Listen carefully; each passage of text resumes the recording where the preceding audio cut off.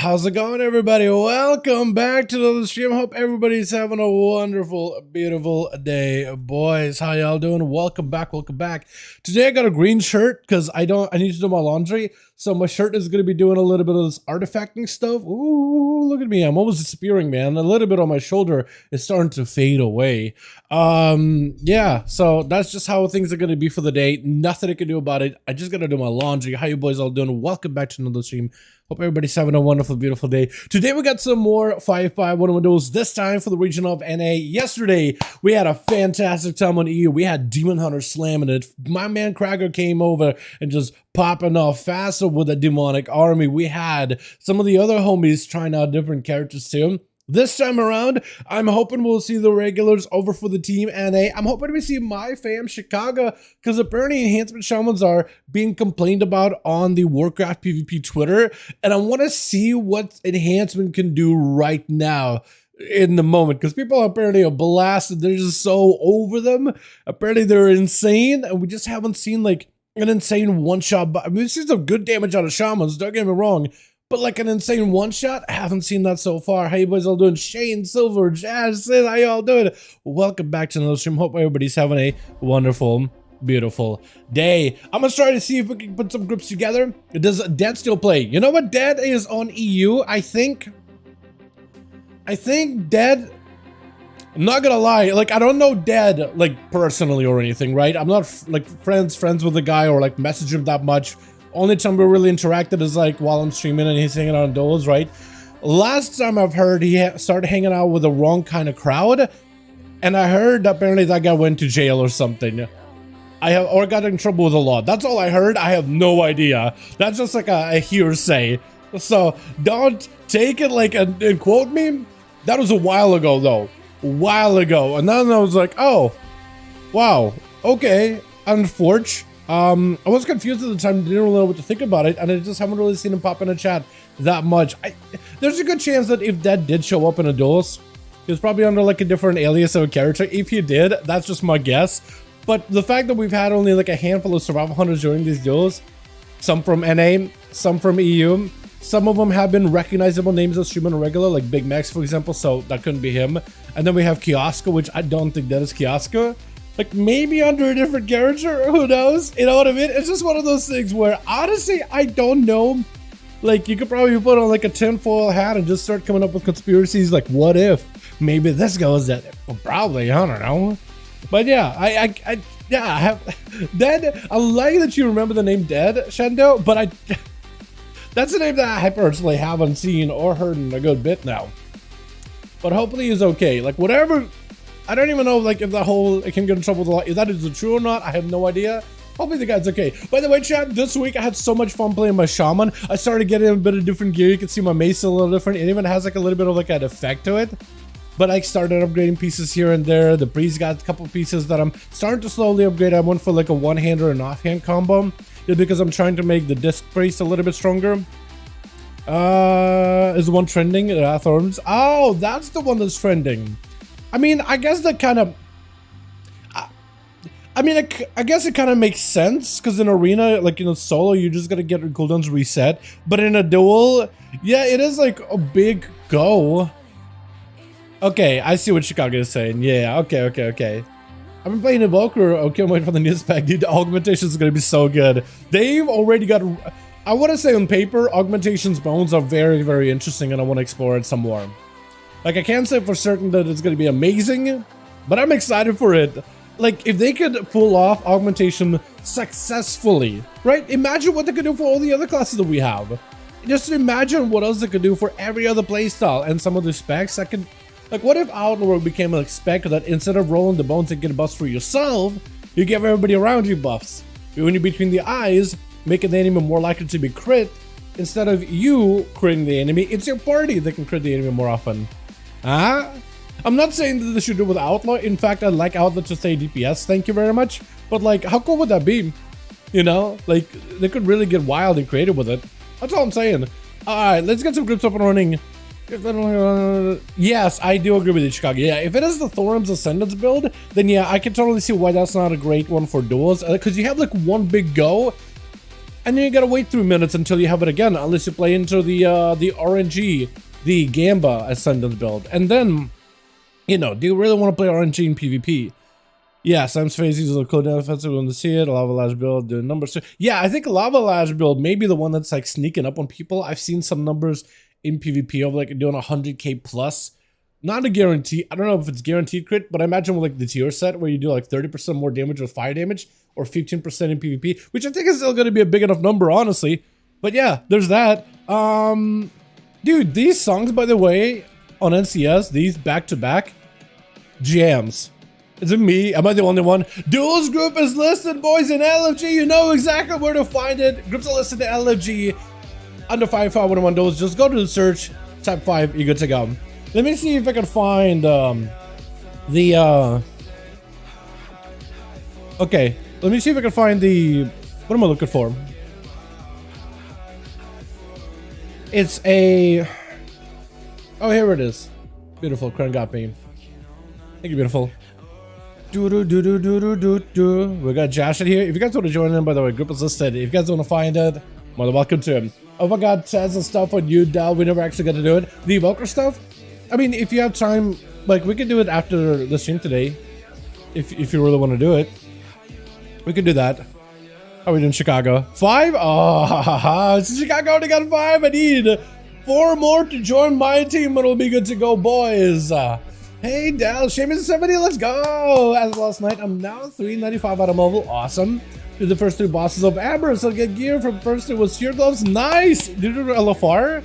Hell yeah, my guy. I need to do LFR on some of my outs meant to get tier. Never actually got to do it? Yeah, we haven't. I really do want to try out the while Ebon, what is it? Ebon Aura, or Ebon Buff, or whatever it's called for your Augmentation Evoker is up. While Ebon Buff is up, your Living Flame is instant cast. I really think that could be really strong. Because imagine you're just running around instant cast and pelting constantly. That could be really, really good. If they could only make the eruption ability also instant cast, I think what you will do is you will just lava or living flame, and you'll use I think you're gonna end up using, you'll probably end up not using eruption to do damage. I mean, unless you can like get a moment where you can stand still and just like cast it. I think you'll end up just throwing around a bunch of blooms everywhere. I think you're literally just gonna play full support, like casting, blooming, casting, blooming, casting, blooming.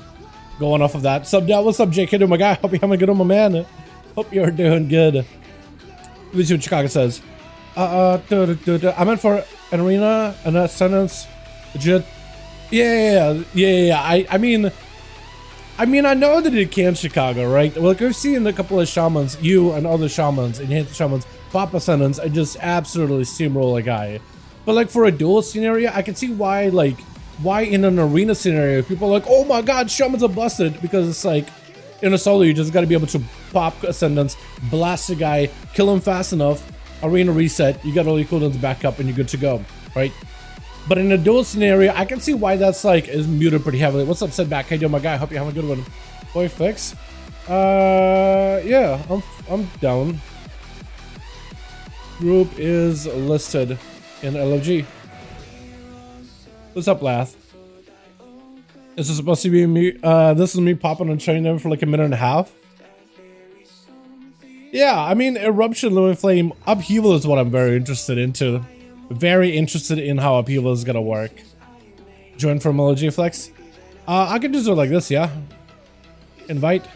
Does Setback want to join? You want to join, Setback? Do you want to join too? I don't know if he's got the stream open or not, but if you want to join in Setback, you're more than welcome to. Aren't you the Fire Mage I played before? No, I just woke up. Fair enough, fair enough. I sent you an invite. I don't know if it's working. Invite again? Here we go. Sounds good, my guy. Sounds good, my man. Alright, so we need 3 more on this team, and we'll be good to go. Guild just got Rockpool disbanded and people are freaking out at the moment. Wait, what happened, Cesar? Hold on a second. Wow, hold on a second. Rockpool? Man, I need some high PvP matches this week. Let's go, dude. Yo, my man, if it doesn't look like the guild is going to be able to be put together, Cesar, just telling you right now, just in case, start putting apps or start asking around, see where if you have any friends in that guild, see where they're going or whatever. Unless it's I don't know the details. I'm just saying, just make sure you're covered, my guy. I'm imagining a scenario in my head of what happened, but I have no idea. Your guild got Overwatch to PvE treatment? Did they really? Wait, hold on a second. Oh, with PvE. Oh, yeah. We're gonna try to rebuild? Okay, sounds good. But it may not be a bad idea. Okay, I don't know if you got some homies in a guild. I don't even know the scenarios for the guild or whatever. But if, let's say, something like that happened, one of my ideas would be, well, rebuilding a guild and, like, trying to help rebuild it can definitely be taxing. But it can be easier to just, like, grab your homies and then find a guild together that's relatively to the same progression you guys had. You know what I mean? Is level 63 mage, I take you, but you're just not gonna live, I guess, fax level some of these. That's mad. We do try to list these our duels in the LG scenario, or the LG section or whatever. Yeah, but we try to list them in LFG, but we do have some people like, oh, it's like level 63 mage, I want to join Molten Core. I don't know what that is. I'll join. Appreciate you that. Moonguard NA. Oh, okay. How can my friend join you? We're on Blackmore, Germany EU. So for the duels, you mean? So Seth, duels for EU are on Fridays. That would have been yesterday's stream. Today is Saturday, or at least time zones are going to be a little weird, right? The time zones are a little funky, so let's do this. Right now for me, my local time in NA, it's about 5:30 p.m. Saturday. So for us, today is a Saturday duel. This stream is a Saturday duel. Yesterday's stream would have been a Friday duel. Our EU streams are on the Friday duel, so it will have been yesterday or next week when we do our Friday stream. I try to announce them over in Discord as well whenever we get them live, if you guys are on Discord. And also we'll make a post as well on the YouTube community side as well every single time we go up.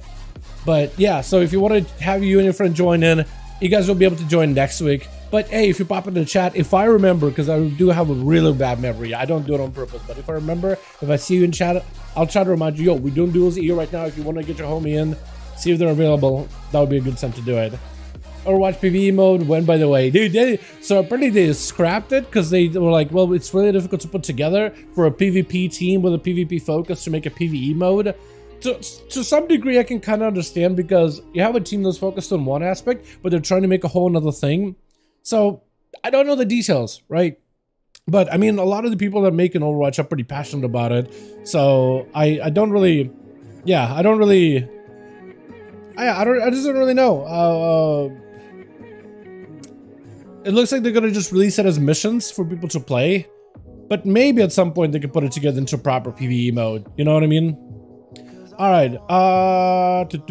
Who do I pester? Is my man Night King on, by the way? Night King ain't on, but Kilel? Where's Night King at? If he's... Is he with Chicago already? Hey, my guy, hold on. Hey. We got a group for 5v5s up, unless you with Chicago already. I don't know if he's around or not. Where's Seamark? If he's in, he's not in. Okay. So maybe we can get Seamark whenever he pops on, if he hops on this evening. We'll see then. It's so much fun excuses to list at once, but it's a huge load of BS to cover the fact that they kicked out over how the team 4 and a ton of employees leaving. Is that what happened? Okay, so maybe me saying that they're passionate. Okay, I guess I'm out of the loop then, Jake. You know what? I'm out of the loop. I will admit it here. I'm completely out of the loop. But from like the tweets that posted, it looked like whoever was like answering like about the PvE team, they were like, trying to reinforce like, hey, we have a really committed team, but we're trying our very best, and they're going through like a thread of like some of the different processes that we're going through in terms of trying to figure out how to adapt from a PvP to a PvE environment and some of the challenges. And like I gave it a read and it just seemed pretty convincing, but yeah, I know what, at the end of the day, no matter how things are, I'll pass, give a shot. Okay. Yeah, Chilpos doesn't want to play. Oh my god. Listing listed in LFG legacy raids. Type 5. in search. Listing in, let me see, listing in, hold on, listing there for cross faction stuff. Yeah, so Chillpills doesn't want to join. That's unfortunate, man. Who else could I invite? Jags? Yeah, sure. I'm down for that. Who else can I invite? Because we need like one more body and we'll be good to go. Also, I need somebody. Is anybody on this team? Do I have any of you guys added on Real ID? I need somebody on this team with a Real ID. Hopefully. I'll join. I'm sleepy. It's up to you to set back. It's what I want to do, my guy. I'll definitely need to have. I'd rather not. That's all good. I need to get somebody in here that I have on my Real ID, so I could pass some lead. Just so I can have like somebody that I can like reference. Is Airless around? By chance? No, Airless, you're in chat. Long story short, Bobby wanted to make money of Force early launch of Overwatch 2. Bobby wanted another yacht. I mean, I feel like it's pretty believable. Basically what happened for WoW for a long time. This is why I'm kind of hoping, like, I'll be honest, I don't know this whole the details of like the Microsoft acquisition of Activision and Blizzard and King or whatever. But the idea that like Blizzard guys would have a new boss over their heads instead of Bobby, right? I kind of look at that as a good thing. Maybe there's a lot more like nefarious things behind that I just haven't even considered. There's a good chance that that's part of the equation that I just haven't put together. My brain's small, brain very small, Dal kind of stupid. Sorry, brain grown big as I get older, and hopefully I'm mature. I'm still fairly young. I'm only 68, but you know, it's I'm hopeful. You know what I mean? So like, I don't know, like there's definitely questions of like the deal and like monopolization, like a lot of complex topics that are just, you know, I'm someone who plays World of Warcraft. I'm not gonna pretend like I understand all of it to a great detail or whatever. You know what I mean? 68? No, 75. 75. This is how I got this bushy beard. No, I actually getting a bit of grace finally in my 70s. Wow. No, Caesar, I just throw out random numbers is because after I took a it's like a security class in college. It's an IT security class, and I was like, oh, so you're telling me, because our teacher was not like a by the books kind of guy. He's the kind of guy that did shady stuff, and that's how you got a position. That's how you made it in the security world. You do some really shady stuff, people notice him, and people try to hire you before you do more shady stuff, so you can do anti-shady stuff for them. That's how he got around. And like some of the stuff he's done, I don't even know if I should mention it. No, I shouldn't mention it. Now I thought about it. Nope. I don't even know if I can. I want to even tell you guys like a hint. But I shouldn't. No. I'm not gonna. But it was an eye-opening class that made me a little paranoid, not gonna lie. It was one of those things where, wow, security is so fragile. So I just throw out random numbers. I don't even know. It's just like when I'm on stream, it's me. It's your boy Dal, right? But there is definitely like, you know, like a thin line of security. There's definitely a thin line of like, you know, where I want to have my security, you know? So some things are not exactly public or outright public or whatever, you know? I don't know, man. It was one of those like life-changing experiences for me. Some people go to college and they get tripped up on a bunch of consumables, let's say that, right? And they have their mind's eye opened. I went to a security class and we were taught to do a bunch of stuff and how easy it is to do a bunch of really bad, not good stuff. And that's the veneer of security just like shattered. It felt like I got mind blasted. And I was like, okay, interesting. The world is really weird. And since then, my perception of like world around me has been almost from like that IT angle.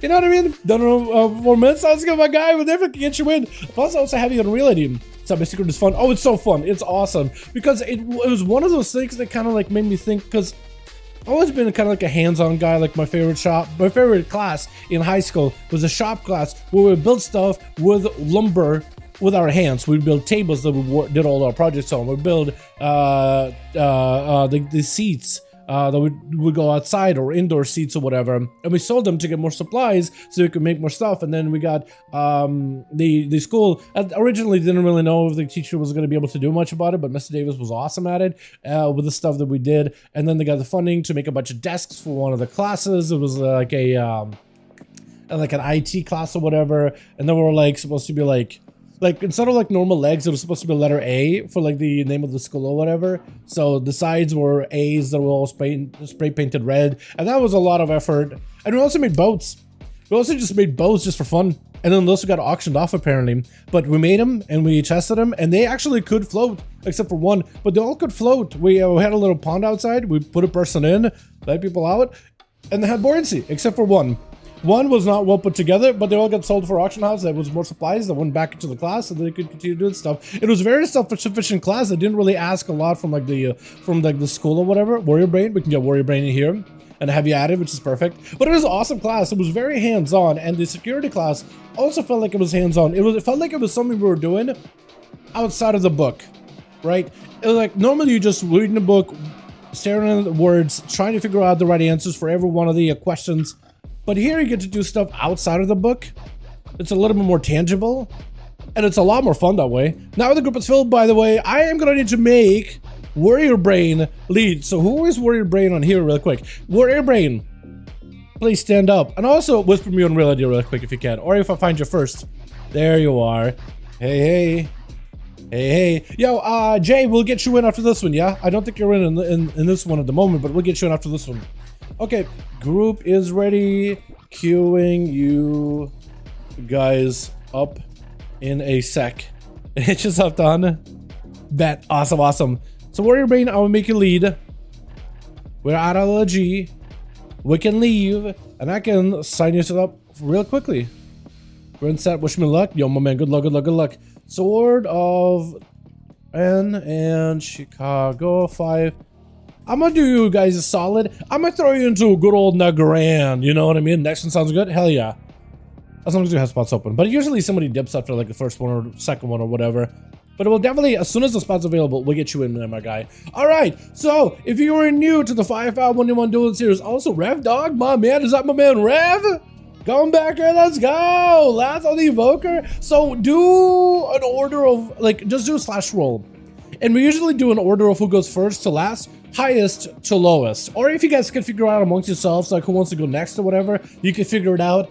You are in a 1v1 scenario, but certain things can be shared, right? When another person is dueling, just don't touch the enemy that they're dueling against. I wait until the guy in front of you is dead in the order that you guys go in, and as soon as they're dead, you can just go in and wreak havoc, fighting against the person you're fighting, trying to keep it a 1v1, doesn't you know what I mean? And Warlock Hellstones can be shared. You can just drop it down in the middle of the room. Pally buffs with aura. As long as Pally doesn't heal nobody, you can keep whatever aura you want to, I guess. It doesn't really make it that much of a difference, honestly. At least I don't think it does. Yeah. That's not so fun, boys. Oh no, you guys rushing and shit already? Oh god, oh no! Oh, hold on, I need the music. I need the music. Oh no, Chicago! What is going on? Ah, okay, we're good. Switch. Chicago's already getting blasted out by Jash Elf, the baddest Jash. Try to see if you can leap over to him. It's going to be a Night Elf Warrior. It does have the totem as well as the Earthbind totem, slowing him down by quite a bit. Charge it back over to Chicago, who may have to rotate even more defenses. So also damage out of Jash, though. Does have the Avatar at the ready. That's a lot of output. Chicago's under a ton of pressure. Try to see if they can just walk away from Jash, hit him with a front shock. Just to slow him down for just a second. Stormbolt to follow. Is going to be trinket out of the Shaman. As Jash is down on offenses as well as defenses, may actually be an opportunity for Chicago to make a play, but the Warrior has a lot of damage. Wants to go for an interrupt. Can't quite reach Chicago. Does have him in the execute range. It's going to be a root totem to follow, but it's also going to apply slow. Chicago does get himself fiery Raptors. It's going to be a bunch of damage for Josh. Got himself Avatar for a short second together with Recklesses, but it's going to be Lasso. Chicago trying to see if they can waddle out of there. Taking quite a lot of damage from the Warrior with a lightning blast to follow. It's going to be lots of output. Does the Warrior go down here? Chicago's trying to see if they can whittle him down little by little. The Warrior needs to go for a charge as well as a heal. Oh, alley blast as they charge in. Not much they can really do at the end. Definitely a fantastic start by the Warrior, but Chicago was able to survive it quite a bit with, I want to call you Flamin. Can I call you Flamin because Flexman? I'll call you Flamin. Flaming gonna be up next, dropping down a big old Infernal. Got a full elimination onto Chicago as they're trying to see if they can avoid him as best as possible. I can't tell if Flaming, are you playing the North? Do you get the cheer set? I do wonder if this man's got a tier set, because I saw there for a second. Is a little bit of that shadow flame bolts here and there, but maybe I'm just seeing things. Chicago try to see if it can avoid the dome. Then it's going to be walled together with the dark bag by flame and try to go for a big old cancel. Chicago does not really have an answer. Double bolts are fall. Oh my god, that is a lot of damage altogether. Does go for the wall. Will definitely need to go for the guardian. Can they do it? Does get himself a bit of maelstrom. Guardian activated in order to be able to give him a little bit more healing output. There is also going to be bloodless, but no help whatsoever. Chicago needs to play super safe. Light the last of force. Chicago out of flame, and as he got himself mystic cast, incinerates back to back. Chicago is in desperate need for a bit of a reset. Flame definitely has him on the ropes, but Chicago finally got himself a breather, dropping down a healing totem for a moment, letting that healing spring do a little bit of work. The succubus could end up swiping. Chicago is going to be able to succubus CC over to the side. Flame can't really go anywhere with his static totem, kind of limited where he could go. Does get himself a port using that for mobility. Still wants to go for the instant cast versus Chicago whenever possible. The Shaman needs to find himself maybe a breakaway into a reflect, but Flame does drop down a dark layer as well, or rather an observer demon. So if Chicago is casting any harmful spells while in line inside of the observer, that is actually going to do like 10% of the health worth of damage, which could be very, very bad. Flamin got himself a full stun. Big Warlock Hellstone together with a Shatterburn. Got a lot of defenses going back up little by little. Chicago better be extra careful while that spotter demon is up and active.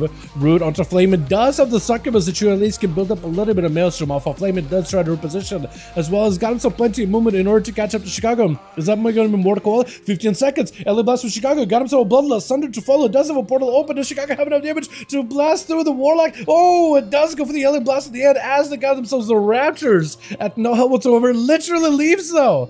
Wait a second, why? Is it just to make sure that the rest of the enemy team too gets a chance to play? Is that what's going on? Is the Rev gets to play?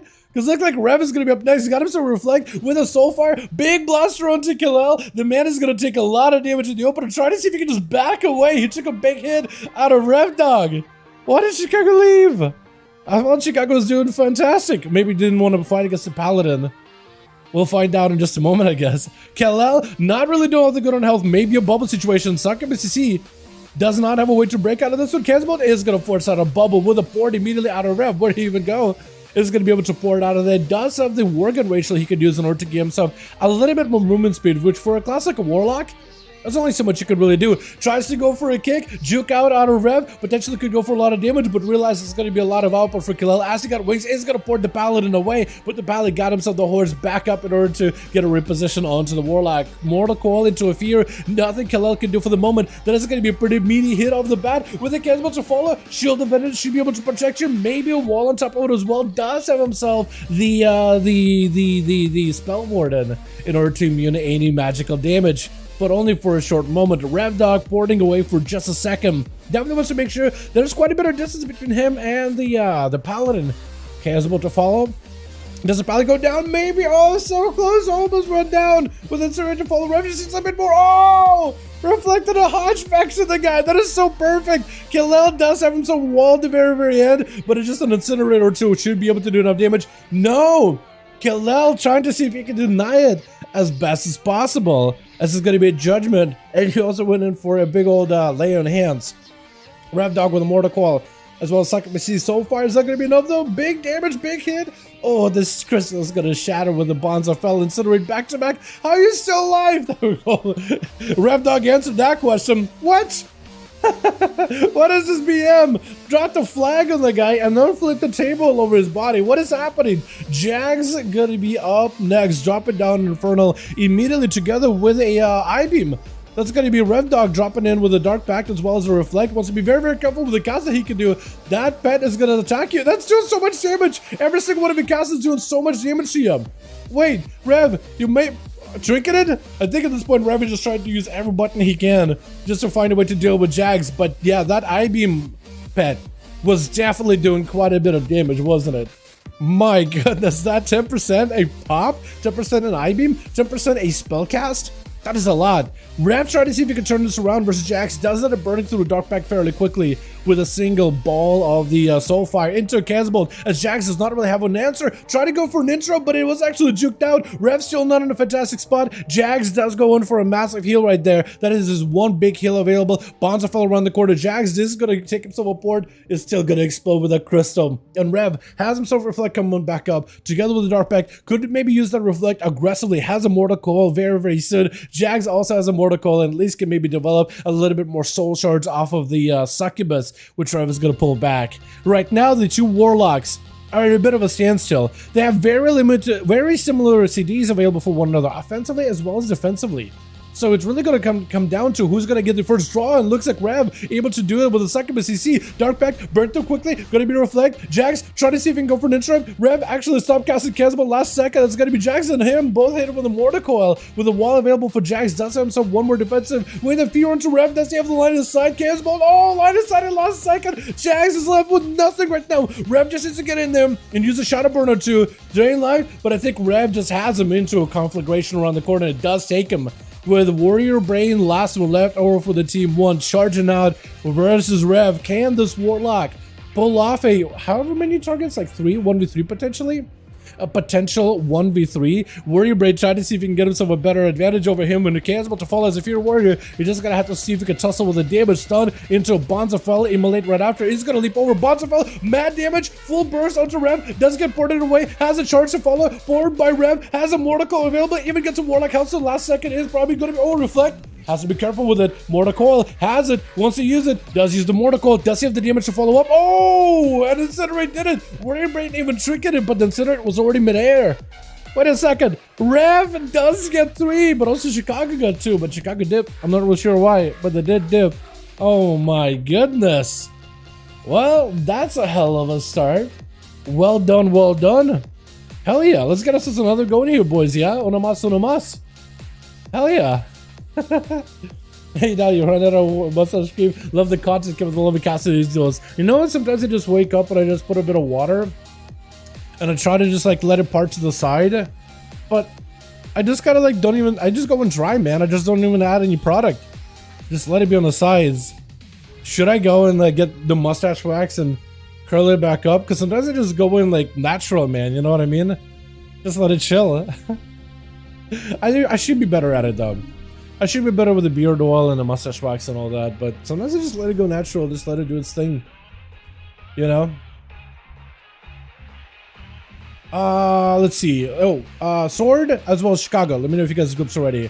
Let me know. Hold on, let me do this real quick. Let me know if group is ready, or if we need more bodies. Yeah. Now you got it better now? I just need to like do this a couple of times and usually it does okay. Jazz going to the shadow place? Sounds good, setback. Sounds good.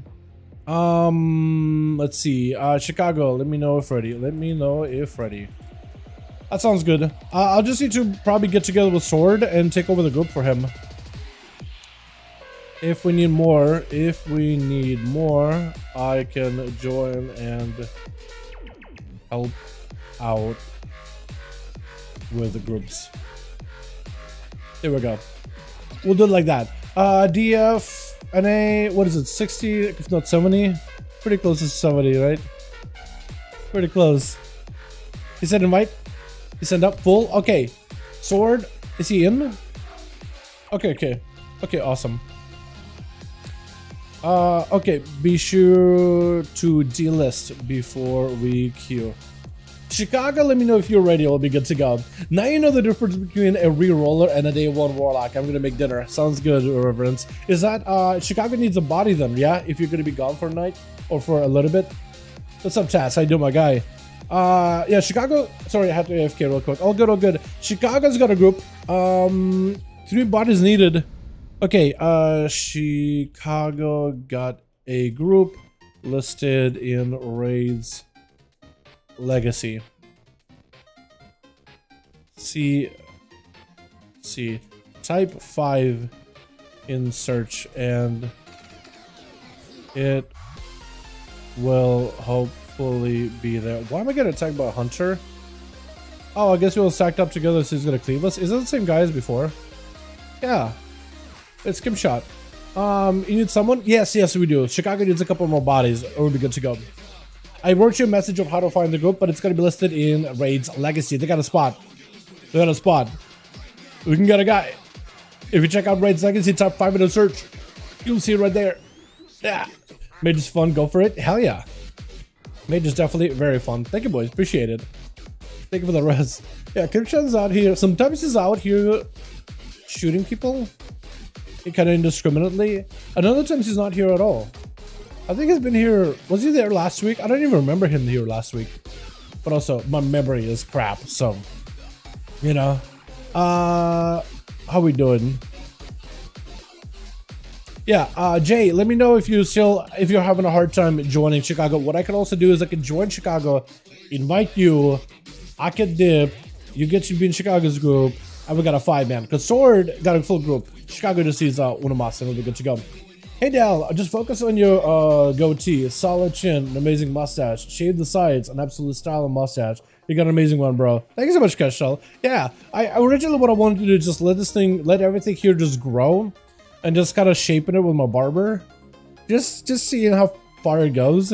Because at worst, like I can always like cut back on it entirely.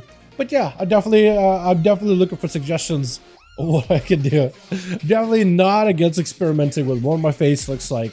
Hell, if I can rearrange more than just my hair, just all of this, everything, I would. But you know, we gotta work at something.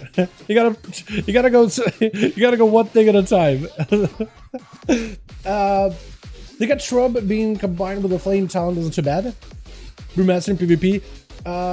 They got Shrub being combined with a flame isn't too bad. It's not. I thought it was gonna be worse because now you have a little bit of a ramp up before you can do the fire breath thing. But I guess it's pretty good, yeah. Alrighty, should be good to list now, yeah. Chicago as well as Sword. I do Blade's Edge. I do want to do an Okudon, but I feel like that arena is way too big for duels. Like, it's not a bad arena. It's just like if we do have situations where that pillar down the middle, that big wall, people are just kind of running circles around it like it's a Mogambala, and it just ends up kind of prolonging games super long. You know, so I'm just kind of, I don't want to do arenas where you can run into a situation where somebody can just run circles around like a merry-go-round and just have the games last like a billion years. You know what I mean? I'd rather just like, all right, let's throw you in an arena. Let's throw you in an arena that's small enough where you could like fight each other, but still spacious enough that you're not lured around exactly. You know, there's still some space for line of sight and some class play. So like the bridge, Blackrock Hold, stuff like that, right? Smaller arenas. But yeah, definitely try to limit it. Is it a private server? No, this is all on live servers, man. We do these all on live realms, not a private realm or anything. No, I'm stiffly. All right, boys. So Twitch, missing one or no mine. Scratch that. Not missing one over team 1. We got ourselves team 2 with Diabolicals on that team right there. Ivory Saber, I want to say, set back as a fire mage over in the back. We got ourselves Terrabos over at the, I like the mug as a Retribution Paladin. Zed dead over at BM and Chicago. It looks like it's going to be Diabolicals first up. Got his to 1800. Looks so good. Oh my goodness, he looks so vicious now. I love it. Jags over as a Shadow Prince over for the team 1. Is going to go for immediate trinket off the Succubus. You see, I think he's just trying to see if he can stay ahead of Diabolicals as best as he can. Is going to get a dot onto the Succubus and is going to have the dots as well into Diabolicals. And as he cleaves onto the Succubus, he's actually going to hurt Diabolicals as well, as long as he's kind of like within the area of the Psychic Link. Technically, for Shadow Priest, that is the play against Warlocks. Dot up the Warlock, dot up the pet, blast the pet, and the Warlock can just take damage from behind line of sight. But not if the Warlock walks at you with a big old portal. All these portals with Shadow and Chaos Balls flying in with an Infernal rushing in. That's going to be Jags with the Shadow. Just going in for a bit of a disperse immediately. As soon as I find himself under a ton of pressure, under a ton of danger. That is a cooldown trade for an Infernal. And Jags get hit with a CC for just a second. Again, used to maintain the dots on both the Warlocks as well as the pet as best he can. He's going to go for a big Void Eruption. Does he have a big go? He's got himself a bit of a Vampiric Embrace, so the more damage he does, the more healing he can get out of it, so should give him a little bit more longevity. Check out Diabolicals with a stun void torch follow, lots of damage, just end up walling this damage off, still takes a big crack through the defenses, through the void, where the tentacles just blasted him out from behind him. Diabolicals is not a great condition. If you can just dot up the pet and start cleaving both the pet and the Warlock, you're going to be in a great spot. Diabolicals is in an execute range, does go in for the Warlock Hellstorm with a bit of Reflect. This is where Jack's just going to play it super safe, trying to see if he can avoid him for a little bit here. Again, the Succubus is just around the corner, could get that thing dotted. That is going to be a quick Succubus CC with a bit of a Bonds of Fell Immolate. Jax doesn't really have much where he could go right now, but it's going to get the dots on both the pet as well as the Warlock. Silence to follow with the Shot of Fury as well as the Void Torrent. It's going to be a Siphon as well. Diabolicals does not really have a lot of healing capabilities right now, taking so much damage. The man is in the execute range, and Jags has a lot of opportunity to at least go for a lot of healing. Diabolicals does have a Dark Pact. Reflect come back up very soon. Maybe can wait a little bit until Mortal Coil literally goes in for Dark Pact just so you can live the dots of a Shadow Priest as well as the cleave damage from the Psychic Link. Jags definitely has the advantage here. Succubus, CC as the stun comes out, is going to have a trinket for it. So good thing he kind of took it pretty early just to make sure he has it available here. Reflect up on the Diabolicals. Oh, able to pierce right through the Reflect and take him out. Jags walks in, able to overpower a Destruction Warlock. With Chicago going to be up next. Got himself the Wolfies up and running with a Static Totem. Jags does have a disperse in case he ever needs to. Trying to see if he can get some dots over onto Chicago and maybe trying to see if he can purge him off of all the buffs available. Last or right after, Jags with a Thunder is not going to go for disperse just yet, but it may be a situation where you might want to fear onto Chicago. A bit of healing. Chicago does break out of this fear fairly quickly. Then it's going to be silence onto Chicago. You cannot interrupt this Void Torrent. That's going to be a lot of damage. Realizes that that's going to be something they have to find a way to mitigate. Ends up jumping away from it, and Jags just ended up holding his ground. Stun onto Chicago could be a trinket opportunity. Jags got himself Vampiric Embrace. Does get interrupted, but actually juked out that kick last second on Chicago. It's a lot of haste for the Shadow Priest. That's a lot of pressure for Chicago to deal with. Wall as well as Guardian is active, so he's got a lot of healing, lots of tankiness. But Jax not going anywhere at all. He's just standing next to Chicago. Does end up dispelling the Flame Shock off of him with the Dark Iron Racial. Still able to instant cast at Chicago back to back. Could be really bad. Light the Lasso. Oh! As the Battle Match Stricken falls off, you still have that Void Monstrosity from beyond attacking Chicago. As Battle Match Stricken falls off, that beast does go in for a big Void Eruption onto the Shaman. That is incredible. Jax so far has been able to best not only one of the 5v5 dueling champs, but two in a row, in fact. Shadow Priest is pretty good in duels, huh? Mind games onto the warrior, well, the paladin, I guess a holy warrior. Mind control to follow, just gotta try to see if you can take Terabos off the side. Terabos? Terabaros. I'm gonna mess up your name. I'm telling you right now. Mad damage on Jax, maybe in a bit of trouble. Does get himself a bit of a fade into a small heal, into a desperate prayer. Does himself anything? It's gonna be a silence. Oh, the Terabaros doesn't have a lot of health to really work with. Jax also has no help whatsoever. Needs to maintain himself as best as possible. Flash shields are gonna be brutally here. Definitely needs to get some kind of a stun on CC onto Terabaros. Hodge to follow. Does have a trigger for it. Fear. Could be a bubble situation for Terabaros. Does he go down here? Definitely gonna be a bubble. I think Jax is in a good spot. Can dispel it. Does he have the mana for it? Does not have the mana. Does he survive? Whoa, hold on a second. Oh my goodness, he used the Void Shift. Now, I guess there's a question of should Shadow Priest be able to use a Void Shift? Because they do have a lot of survivability. And we've had rules before where we're like, okay with Shadow Priest using it when they're not performing well, and where Shadow Priest don't use Void Shift because they're plenty survivable. I guess I'll let the chat decide whether Shadow Priest should use it or not, but that gives Jags definitely like a fresh new health bar to work with, and it doesn't look like anyone on Team 1 really lost any health in a way. Jax does go for the mind games into Big Void Torrent. Nothing you can do about it. Terabaros is just struggling right now. He got a wall. He can't even heal himself with a mind games. Trying to see if he can find himself a bit of recovery. And Jags looking to get himself as much a range as possible. Wants to make sure there's distance between him and the Retribution Paladin after this. Chat, real quick, while we're having this duel going. In chat, right, do you want Shadow Priest to use a Void Swap, Void Shift in duels? Specifically in duels. Yes or no? Yes, they should be allowed to use it. Or no, they shouldn't be allowed to use it. What do you think? Let the chat decide this one. Gonna be a Psyfiend, slowing down the rate of healing for Terabaros. Got a full stun on Jax, could potentially be bad for the Shadow Priest. Should be able to survive a little bit of this go. Terabaros actually turning around to make sure that the pet does get slain, but then so he in the mind games into a quick execute. My goodness. Liam, if you take it out, then bam bubble. That's one way. I mean, Chad, what's your opinions? Should they be allowed? Yes, should they be allowed to use it? Or no, they shouldn't be allowed to use it? If you just want to write yes or no. Yes, allowed to use it, or no, not allowed to use it. And I'll just take the chats like whatever the chat decides, man.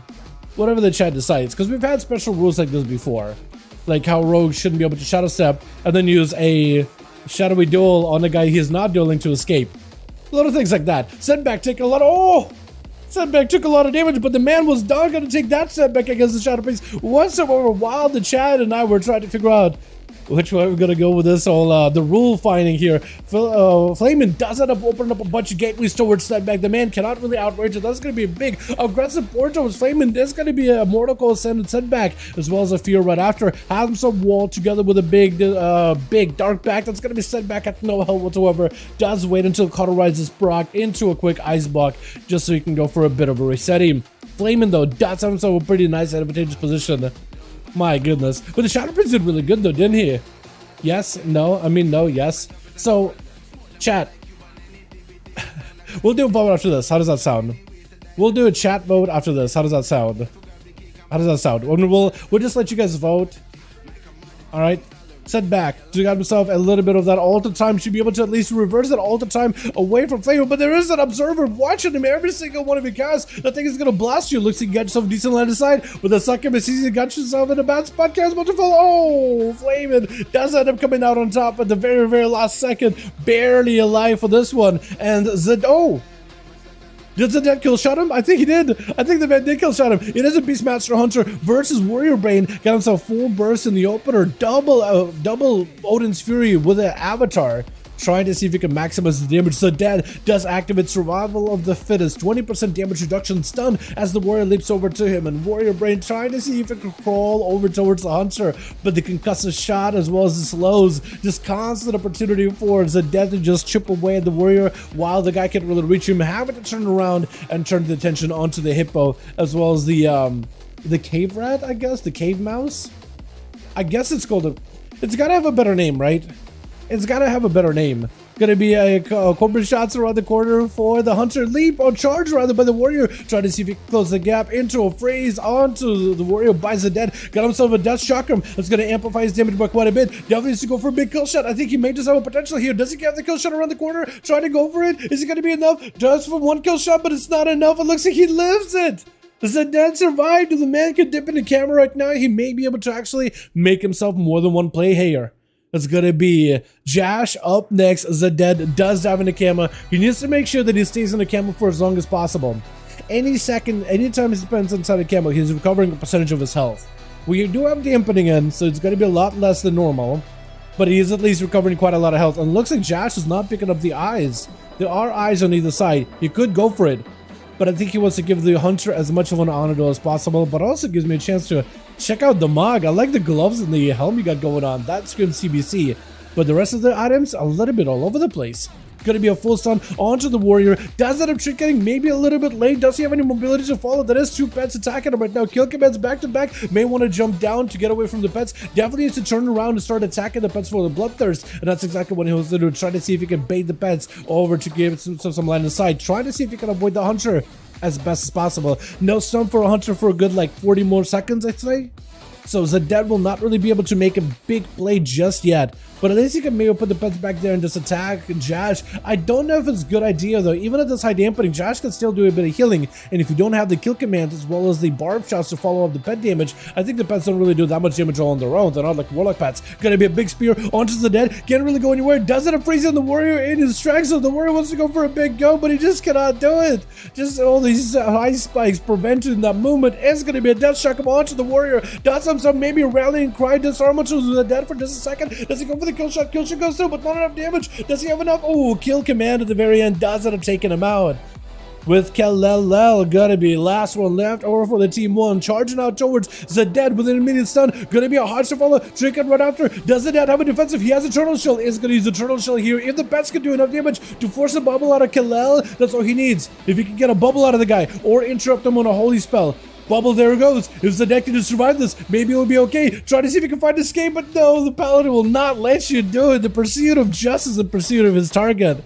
is the Paladin's main prerogative. Jax as well as the Dead did really well tonight. Well done. I like it. Alrighty, let's get us another going here, boys. Also, Trickster whisper me? Yo, let me peep. Any groups need a body? Because my man Airless wants to join in. Yay, I can check for you. How you doing, my guy? Hope you have a good one. Alrighty.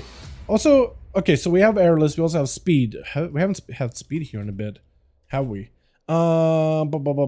Anybody need a body? Because I got my man Trickster in here. Chicago or Sword. Let me know if you guys need more. A big height of my guy. Also, chat, let's do a quick vote. Airless, you're walking into a perfect moment. We're gonna do a quick vote. I need to start a poll. Should Shadow Priests you be able to use Void Shift in duels? Are priests tanky enough, or do they need the talent?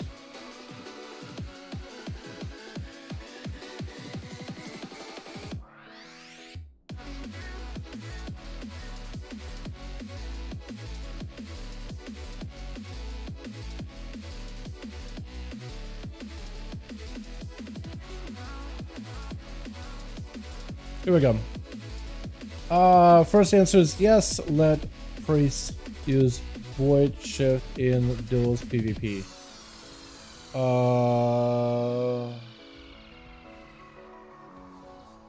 Or no, priests are tanky enough. Because it's really a question of like how tanky is a class, right? And I'll start a poll in the chat. It's a question of how tanky is the class, chat. That's all. So just vote yes or no. I usually like to adapt my rules with the community helping me decide. So just vote. Like as a viewer, when it comes to watching a priest play, right? Think of it from a watching perspective. Is it more entertaining, more fun, or more fair when a priest is able to use Void Shift to prolong a duel and keep going? Like, do you feel like they need it, or do you think they already have enough survivability out there where they don't necessarily need to use Void Shift within PvP? Like, if they play right, you think it's just like, it's a bit much and it's just like an overdraw? Because normally the priest can use Void Shift within like 2v2s or 3v3s, but in a 1v1 scenario, do you feel like it's integral to the survivability kit to be able to properly 1v1, or do you think it's like a group thing, but they don't necessarily need it really, and you feel like it defeats and goes against the whole idea of like, well, it's supposed to be a 1v1, you don't have a friend with you to Void Shift with you. Should you be able to use it? Should you not be able to use it? And I'll let the chat decide. I feel like they only have this and they're dead. Let's prepare. Yeah, so like if you feel like they should be able to use it, then you just vote yes. If you feel like they shouldn't, you should vote no. If you want to articulate why you think yes or no in the chat, that's perfectly fine. I'll let the chat decide this because we do have little rules. We do make adjustments, right? Because I think there are some rules that are fair, right? I don't think it's a great idea if a rogue, let's say, is about to die, right? And they're out of vanishes, they wasted their defensives, they're about to get slammed down by whatever class you have imagined you had, your favorite class, your main, right? And they're like, wait, I will shadow step to an enemy that I'm not dueling. Already that's a little bit of a weird ground, like you're not dueling a Warlock, you're dueling whatever guy's in front of you, but you shadow step into a Warlock which gives you mobility. You can see why it breaks the 1v1 aspect of it.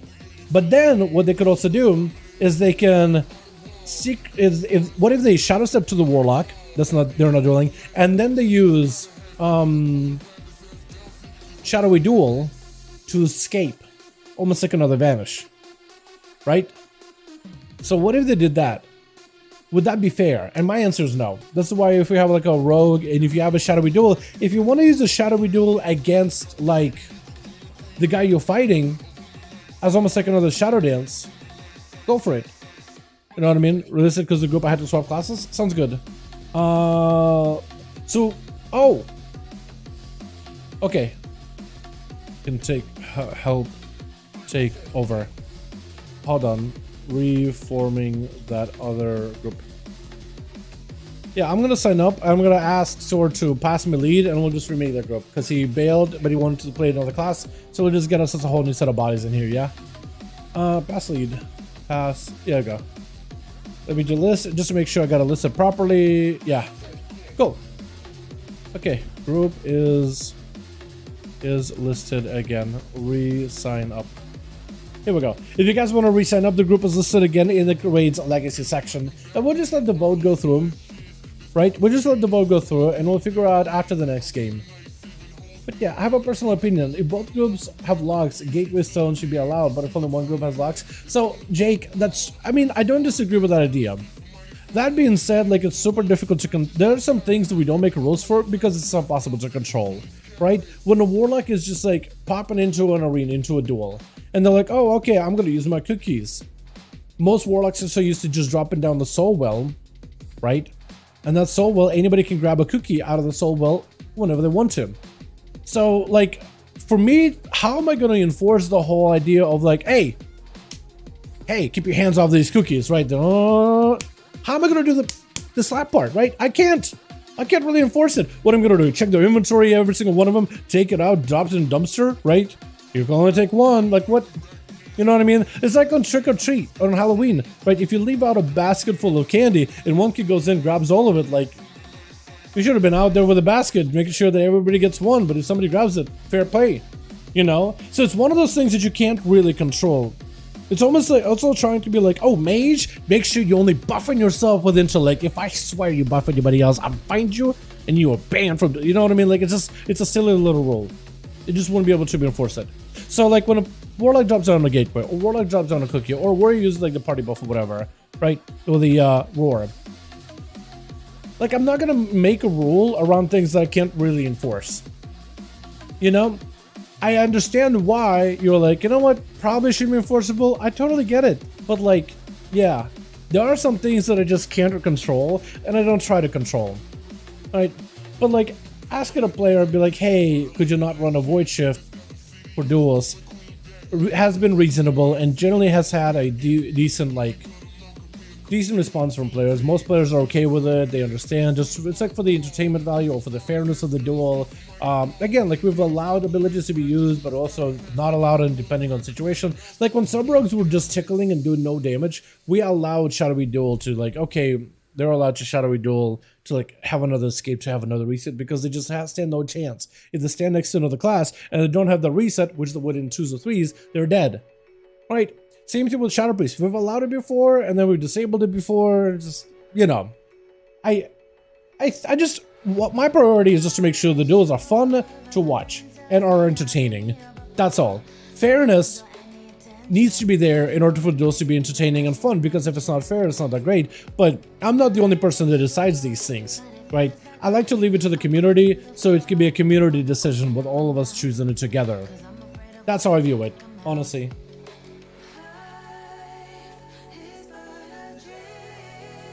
I mean, fair is fair, but if you can control it, they use it. I just like watching. Yeah, like, that's how I feel about it. Okay, group is ready. Send up. Got you. I think I got you. I think I got you, right? Is Chicago ready? Let me just ask really quickly, just to double check. Just to double, triple, dipple check.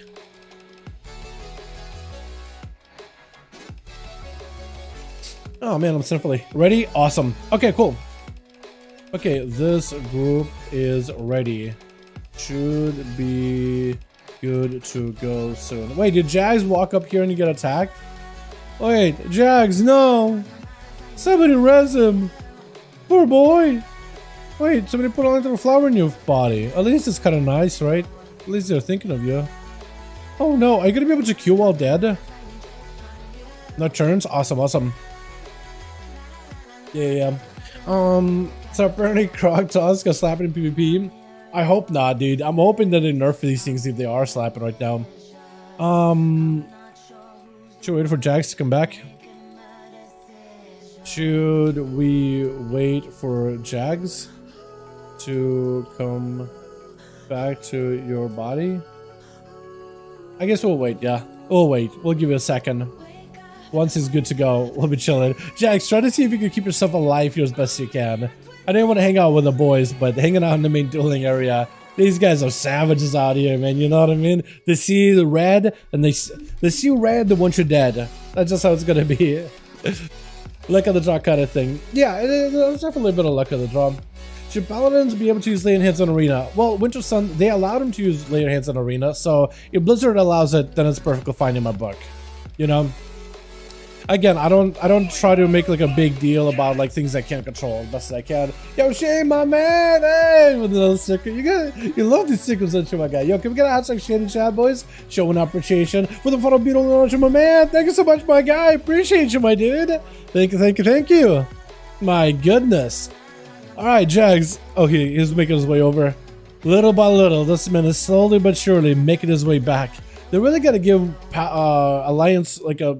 I understand why they give them such a long run back, but like, come on, man. They just want to hang out with the boys. So far, I know. It's ridiculous how far it is, man. It is crazy. Also, who is this out here, Kalel?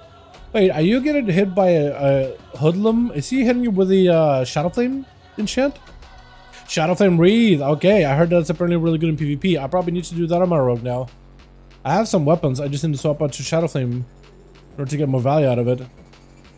You have to queue fast when Jack resets. Okay. Alright, so I'm gonna pass the lead to. I'm gonna remove the SATA queue. Pass the lead to Val. Okay, I'll be ready to queue you guys soon-ish. The Druids were trying to kill people after duels. Oh yeah?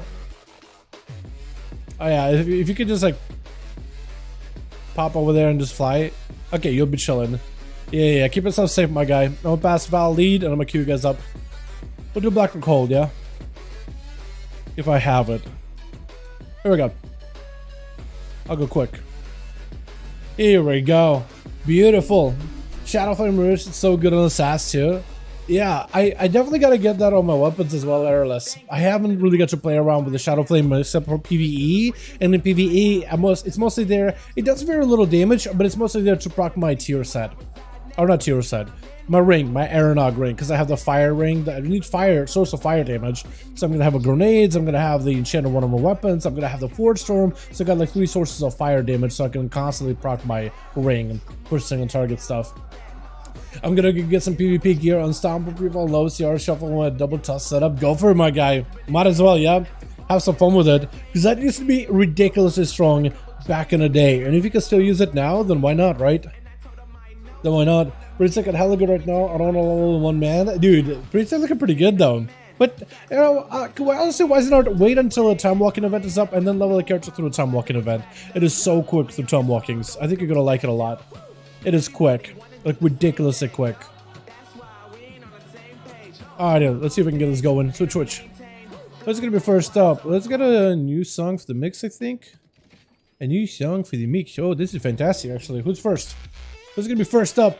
Jack's gonna be first up over for the team 1. And after this round, we'll see if where the vote is gonna be for the whether Priest should be able to use voice shift or not. Stun on Chicago Silence to follow. Does go for the big Mind Flay off the bat. That's actually does quite a bit of damage, man. The Mind Flay and the dots all together. The filler damage for Priest is actually kind of strong. Burrow by Chicago, trying to see if he can get a surprise opener onto Jax. Does knock him up in the air with the Thunder to follow. Lightning Lasso right after. It's going to be me to check out Jax. If Chicago can interrupt Jax on the Shadow, that would be fantastic. It's going to go for a mind game. Chicago's kind of limited to what they can do. No silence for a second. Try to go for a kick. Jax does get a juke it. Bad damage onto Chicago. Try to see if they can survive it. Mage to go for a wall together with Guardian, potentially trying to see if he can deny having to use any of his big defensives just yet, while Jax slowly crawling all around the corner. Does get hit with roots over and over. What was that? Stalling onto Chicago, not much he can really do. Shadow Crash to follow. It's going to be a silence onto Chicago. Nothing you can really do about it. Can go for a proper interrupt. Jax doesn't go for the biggest damage just yet. Is going to go for the Dark Iron Racial into Insanity, trying to see if he can get a juke out of Chicago. On a cast, Chicago, the more damage they take right now, if they don't go for proper interrupt, they could be in a rough spot. It's going to be Mind Games. Is not going for a kick yet. Trying to be extra careful with Jags on interrupts, because if you end up kicking them at the wrong time, it's not going to be great for you at all. Because the Jax gets precognition, bunch of haze buff, immune to CC for a short moment. It really punishes you for being able to juke out an enemy. Void Torrent to follow. It's going to be Chicago. Can't really do much about it. No kick available for the moment. Trying to see if he can give himself a little bit more survivability. Grinding Totem, dropping in. Healing Totem, maybe if they can get it done. Again, still trying to see if they can hold on to the wall as best as possible. Trinkets out of this. So Tentacle is going to attack you from the other angle. So Jax doesn't really give you much of a respite no matter which side of the pillar you're at.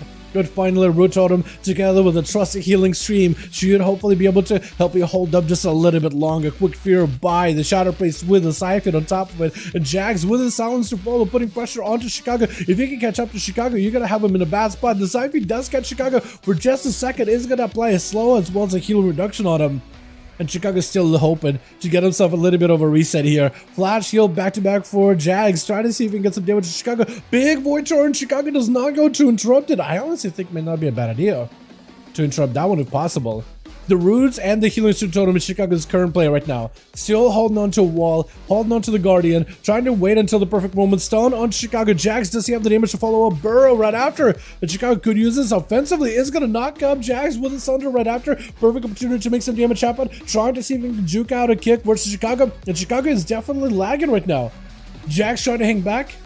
Maybe. Is Chicago back? They're trying to make sure that the duel is as fair as possible. Maybe that's what Chicago dipped out their last duel. Because they were maybe just lagging the entire time into a lasso, but it's going to be Trinket Siphon to follow. Chicago trying to play it super safe. I think maybe Chicago's trying to find a perfect opportunity to go for the big blowout damage. Trying to see if they can maybe blast out Jags with a full-on Ascendance once they get all the buffs they have. There goes the Ascendance. Silence to follow. Jags with the Mind Games. It's going to end up healing him back a little bit, but Chicago can fight through it into a wall as well as a Guardian. Trying to see if he can maximize damage. Stun to follow. Jags got himself full Void Eruption. Lots of damage opportunity right now. Massive Wind Strikes back-to-back with a Sunder. That's going to be Jags with a Disperse as he takes the very end of that Ascendance, but is able to survive it. It's going to be Chicago with more Ghost Raptors that are ready. Root onto Jags with a Healing Stream Totem as the Fear comes out. Jags goes in for the Darker and Racial to remove any dots off of him. As he got himself more tentacles for Chicago. Lasso to follow, but it's got that Siphon. Chicago trying to see if he can control it as best as possible. If Jags get interrupted on Shadow right now, he could potentially go down here. Does get himself a bit of a desperate pair. As Chicago trying to see if he can trek all the way behind that pillar. The Shadow Priest does not want to go down without a fight whatsoever. Interrupt by Chicago. Got himself more Mind Games to follow. Stun on Chicago right after that. As they're going for a Trinket Sounder to follow. Big damage on Jags. Wait a second. Oh, Chicago was able to overpower him. Had to play for a long game. 4 minutes into the duel. Waited until the perfect lineup. It just had to play it super safe. Does have a knockback for Killel as the man is trying to see if he can back in there. It has a grounding totem. Maybe he can ground one of the spells. I think the stun was already used, so there's not much you can really do. Chicago, do you have any more survivability whatsoever? Needs to get Ghost Raptors. Lightning Lasso, forcing a Trinket out of Killel. Do you have any survivability at all? Only got the totem to help you out a little bit here and there. Does have the burrow last second to at least try to see if he can dip out of there. Using the burrow just to disconnect. Wall coming back up for Chicago very soon. We'll definitely to wall the next go by Khalel. If the Paladin walks in, especially during wings, or if he goes up for a stun, if you can pre-wall, you'll be in a fantastic spot. Got himself Primordial, blind by Khalel. Trying to see if he can back up out of there. Knocking himself up in the air with the cleanses that he gets from Judgments into a full wall by Chicago. Trying to see if he can tank up this damage. Guardian not available for a good bit though. Stun releases a wall for this one for a little bit. Knocking back the Paladin for just a moment. Guardian very soon using whatever maelstrom he can to keep himself alive as best as possible into a full bloodlust already with an Earth Elemental join in, giving Chicago a little bit more health to work with. May decide to go for a full-on Guardian. There goes the Guardian. Whatever damage you do and the healing you do, it's also going to get duplicated as healing onto yourself, so at least gives you a bit of recovery. No Trinket for a good bit. If Khaled gets himself a proper stun with wings, maybe Chicago could go down here. Actually, might not even need a stun, just full on wings, just blast out Chicago right then and there, not even giving him much of a chance to set up. With Setback going to be up next, full freeze up to Khaled with a Ring of Fire. Does try to go in for a kick, does get juked out completely. Setback with a full blast out with the Fire Blast. Oh, Phoenix Slims right after. Does not give the Paladin any opportunity to make a comeback whatsoever. Does end up taking him out. With Flaming going to be up next as a Destruction Warlock, trying to see if he can set up a gateway, but Setback not giving him an opportunity whatsoever. Flaming on the approach, got himself a defensive. Setback got himself the images, so at least they'll be able to add a little bit of a slowing effect towards Flaming. And also Setback get himself a random combustion, so that's going to give him a little bit of a damage procs. Getting a full interrupt onto Flaming, and the Warlock looking to retreat behind the pillar. Still needs to establish a gateway at some point. May decide to burn a Soul Stone in order to get the gateway going. Setback should be very careful with a demon floating above. It is going to do 10% of your health worth of damage with every single cast, unless you can somehow land inside it or just attack the demon. But Flamin got himself full wall. That is a pretty big defensive used by the Warlock. So for the Mage, this actually could be a pretty good situation. Got himself Pyros at the very least, so you got instant cast, maybe Phoenix Slings, Fire Blast. You should be getting those things back to back here and there. Phoenix Flames getting sent in, and Flamin trying to see if he can put some pressure on him. Pyre Blast flying in yet again, back to back, a setback. At least it's hopefully get himself some valuable procs out of this one. Flaming defenses are coming back up little by little, recuperating back with a dark pack together with the reflect. Setback trying to see if he can eat food, but the portal's just not letting him do it. It still keeps blasting shadow bolts at you. I think maybe now you might be able to, but this is where Flamin trying to see if he can swing around. Maybe could send in a succubus. Full combusted already. Big blaster damage for Setback. Flamin trying to see if he can reflect some of it back over the Mage. Mage looking for his spell steal, but the succubus is gonna stop in place. Going for the undead Rachel wants to remove it, but it's gonna be an infernal dropping in. Mortal Call right as he gets himself a port back with an ultra time. Flame fireballs, fire blast are doing a lot of damage to Flamin. Oh, trying to go for a fear, but couldn't quite do it. The Setback trying to go for a little bit of that cooldown reduction, going for that shifting power breath onto Nocturnes. He realizes he's in a bad spot. He needs to reposition, trying to catch him with a polymorph, hoping to maybe get a trinket out of the Shadow Priest. He's gonna send in a Pyre Blast with the Phoenix Flames, doing quite a bit of damage together with the Ring of Fire. This is where Nocturnes can either go behind the pillar and catch himself a reheal. Mage just wanted. That's actually a lot of Pyre Blast damage back to back. Setback, if he wants to get back over there, he's going to be dealing with a Shadow Fiend. Has himself Ice Block, has himself Cauterized, so maybe the Mage could somewhat potentially turn this around here. Nocturne's not in a great spot. Does get a Setback. That's going to be potentially a Cauterized here, as Setback can't really do much. He's trying to see if he can fight through the mind games. It's going to be dispersed out of Nocturne. So far, Setback has not went down, has not had a proc out cheat death just yet. Nocturne's with a big defensive, does get himself a bit of reset into another combustion. Setback goes in for an Ice Block. That's going to be Void Eruption, as Nocturne expects for him to bust out of it. Has the Void Eruptions in the ready, but he's just not going to go for it. Does not want to go for the mana expensive, what is it, Master Spell by the looks of it. Interrupt him on Shadow. Nocturne says nowhere to go. He's just kind of floating away, but that's about all he's really got. A couple Fire Blasts would do it. And it's going to be Setback going for a bit of cooldown reduction. Got him some mobility to at least get himself a bit of a setup. Yet another Combustion versus Val. What is this? Combustion? What is going on? It's going to be big blaster damage to Setback. Still has the Cauterized. Bubble for Val. I don't know if Setback can maybe survive this somehow. Got himself in biz. Cauterized still in play. Wait, maybe live long enough. If you get back over to Val, you just take him out. Breath to follow. Do you have any cover right after Fireball or after? Do you have the damage? Oh! He does get the kill! No way, he does get the kill. He went down, but he wanted to make sure there was a kill at the end of it. No way, Setback. Are you kidding me? He got 4. I thought it was going to only go through for 3. What is this Fire Mage damage? Oh my god. This man. Dude, talk about min-maxing. He literally used his health bar as a resource while it's still up. Oh wait, I have like 2 HP? Good enough. That's just a couple of Fire Blasts and a Pyro. That's enough for me to get enough damage to take down the Paladin. My goodness, what was that? That was incredible. That was insane. Alright, Val as well as Chicago, let me know when you guys are ready. You're gonna commentary Blizzard needs to get you neighbor. See, I don't think it's gonna happen, Jags. I don't even have any kind of contact over Blizzard does any of the like tournaments or PvP, arena, AWC stuff whatsoever, so it's not like I'd be able to like hit up anybody. Chicago has 5, while Val needs a 1 more. The group is listed in Raids Legacy. Thank you, Val, for doing this, by the way. But the group is listed in PvE section, Raids Legacy, in the LFG window. If you guys want to join it, you're more than welcome to. Just navigate to pre-made groups, into Raids Legacy section, hit find group, and at the top, there we go, they got a 5-man, but at the top you just tap in number 5, search, and you're good to go. Ready? Awesome, awesome. Let's get us another one going. Let me see, what do we do? Dalaran sewers, right? Dalaran 1 maybe? 4. Okay, Chicago needs no moss. It's okay. This works out because I'm just gonna plug the command. Okay, Chicago needs +1 and good to go. Alrighty. So I'll put the command over here so we can get you guys back up. Chicago also got it listed again in Red Saga, see if you guys want to join in. Actually, both Sword of Cain and oh. Okay, so we're gonna need a couple more bodies. Gonna need a couple more bodies if you guys want to join in. Airless, if you want to join in. A couple of spots are available right now if you want to be popping. I think setting up a 3v3 tourney would be so much fun, not gonna lie. I think that'd be really cool, like on stream. Instead of like doing it, or one of the days like Monday, Tuesday, Wednesday, or whatever, just do a 3v3 tournament instead.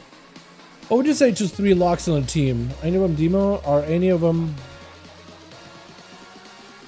different specs?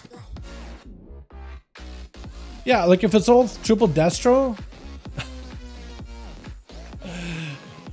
I'll bite. I'll bite. I'm fine with that. We'll run it. We'll see how it goes. So Val does get a 5 man. Chicago needs uno mas. Real quickly, I was gonna invite triple Destra. But I want to ask first. You know what? That's fine with me, Chicago. I am okay with that. I'll bite. I will bite. So you got it? Okay. Let me get it. Let me get this done real quick. Do I have any more? No, never mind. I was gonna disable these, but apparently I can't. Never mind. He dipped. Okay, okay, that's fine. So Chicago still needs. Are you good? You said you did, but you still got a 5, right?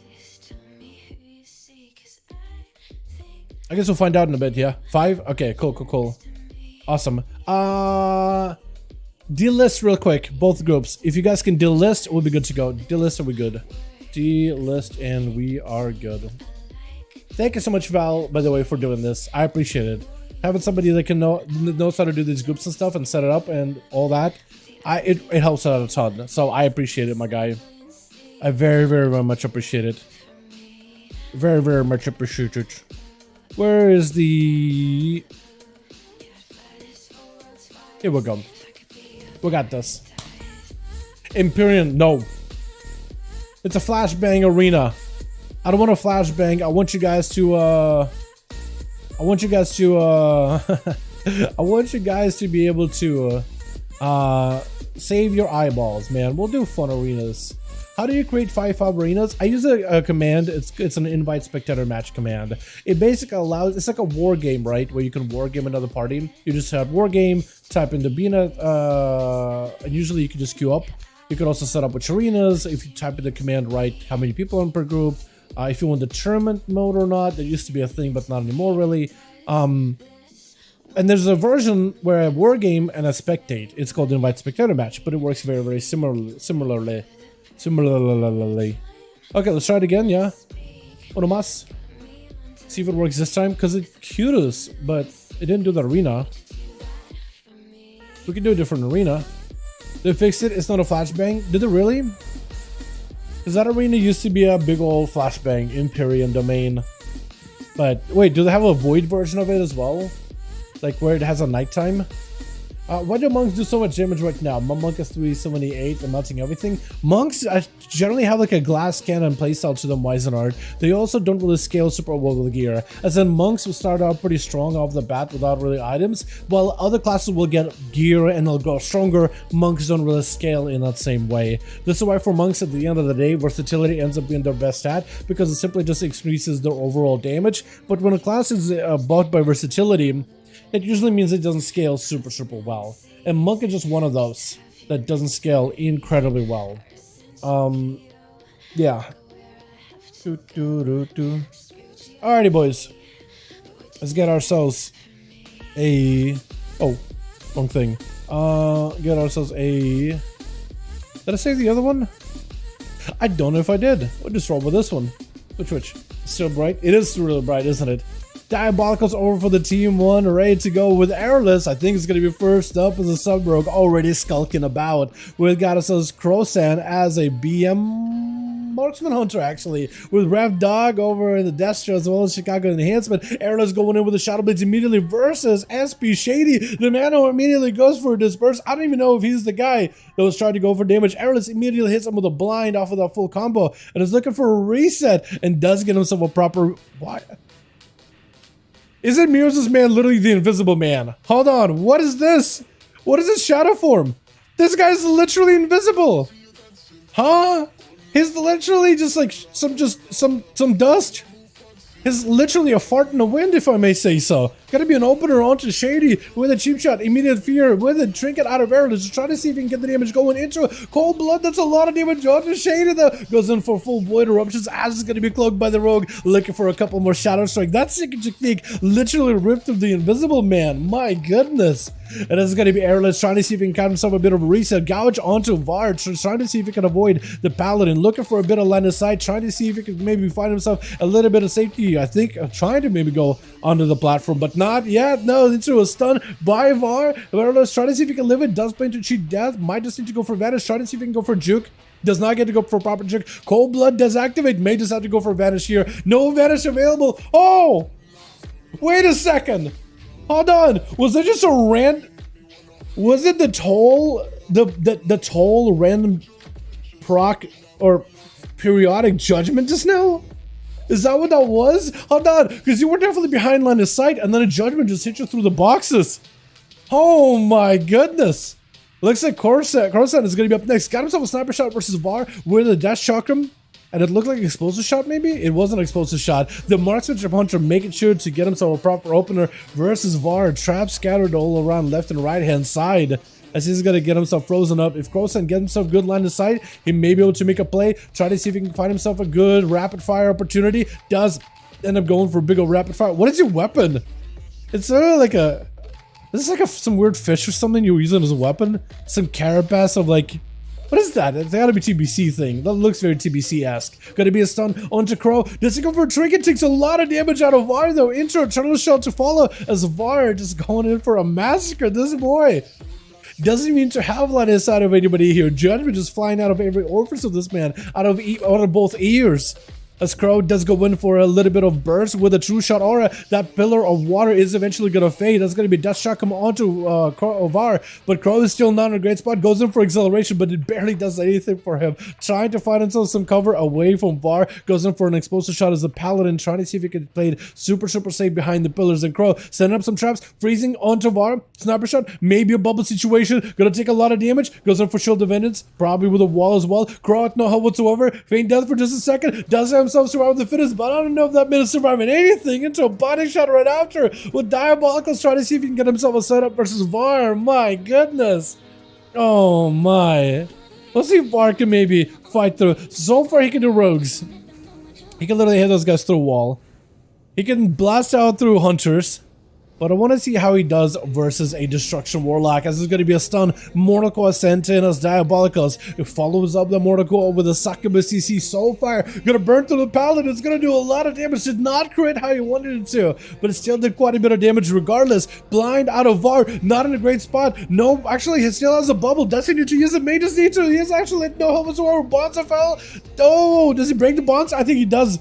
I think he did get attached by the bonds and he does break it. The Succubus right next to him, trying to go for Succubus CC. VAR may just have to go for a bubble. I feel like Diabolicals could just sneak up with a bunch of random damage on you. Trinket out of VAR. Full wings available. Trying to go for a big Divine Toll with an Infernal Join in. This way I think VAR, if anything, I mean, if you just catch a stray, Incinerate Man, and he does a lot of damage if he just crits, I think you can just go down. Got himself lots of damage versus Diabolicals. The Warlock trying to see if he can hide away from the Paladin. Bubble to follow as VAR trying to see if he can finish on Diabolicals. Wall versus Bubble. Which one of those two defenses wins? Looks like Bubble immunity waning in just the last second. With a Succubus CC, immediately attacking him with a Soulfire. There's nothing he can do. It's just over.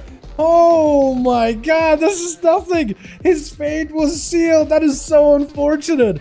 With Jags, the Shadow Priest charging in, got himself full mind games onto Diabolicals. Could be a Succubus CC any moment. Definitely wants to get the dots on the Succubus as well. I know he's chasing after Diabolicals, but you could just cleave him by attacking the Succubus and let Psychic Link do a lot of that work. Fear onto Diabolicals with a Siphon to follow. Dia does have himself reflect, but no defenses really to work with. It's going to be Succubus CC trying to see if he can just throw Jags away into a corner, but the man is just going to have the line inside of him with Chicago jumping in next versus Jags. Jags may just have to go for his disperse here.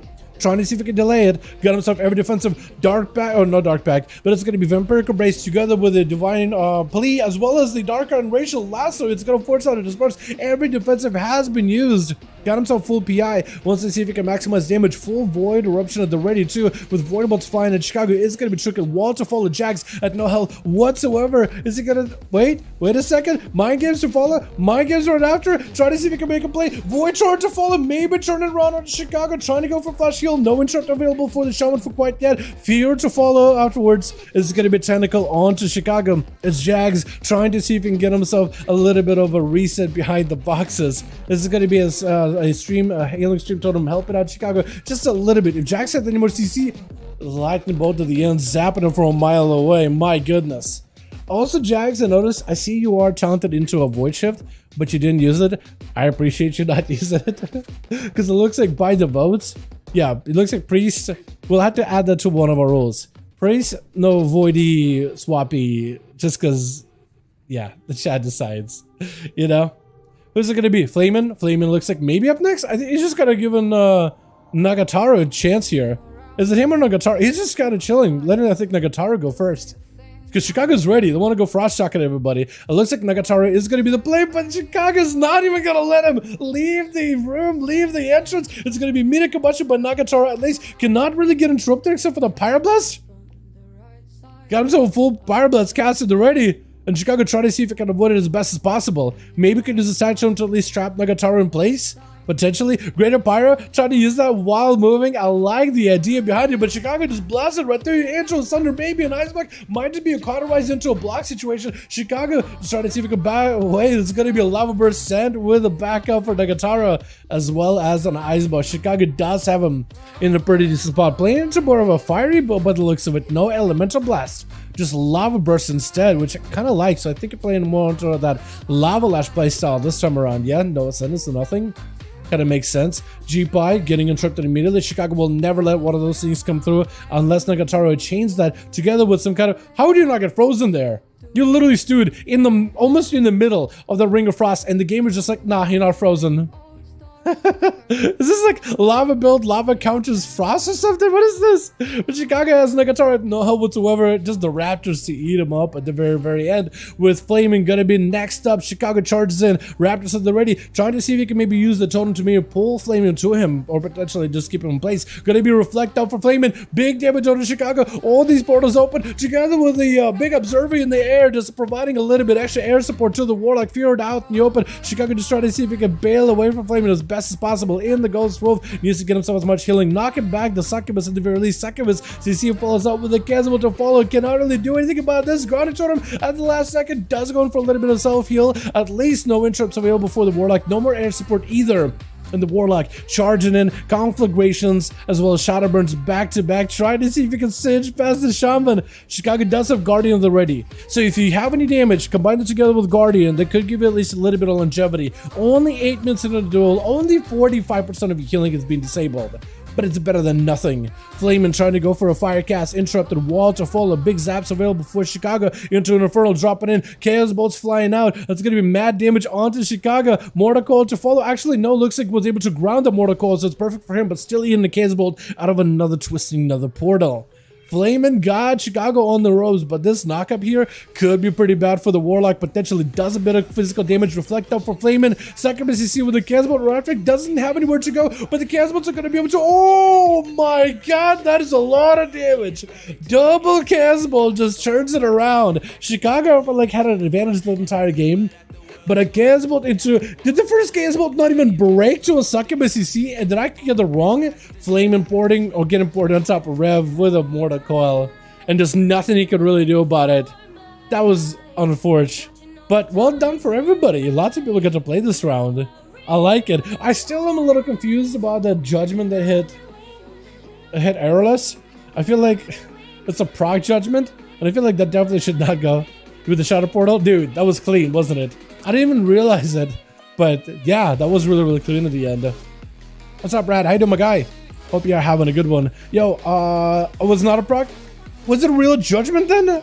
Wait, that wasn't even a proc judgment? It was just like you threw a judgment and just like was like, it's midair, but Rob Divine. He said it was he casted as soon as I casted it as soon as he LOS'd. I feel like a judgment should not hit a guy with a line of sight once it's midair. Errorless. I don't know about you, but as a rogue player, I'm like, I feel like that shouldn't work that way, but alright. I feel like that's... Because I saw you. You were literally behind the pillar and then bunk.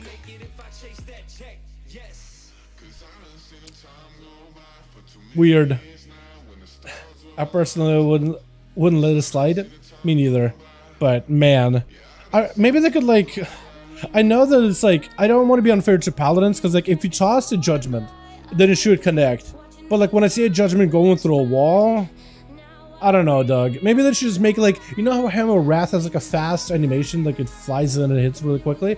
Maybe Judgment should also have a fast animation so it's more immediate, right? Because then it's like, okay, I was right about line of sight and then I got bonked.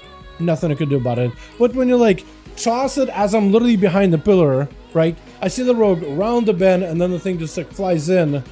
And you weren't even far from the pillar either, from boxes. You know?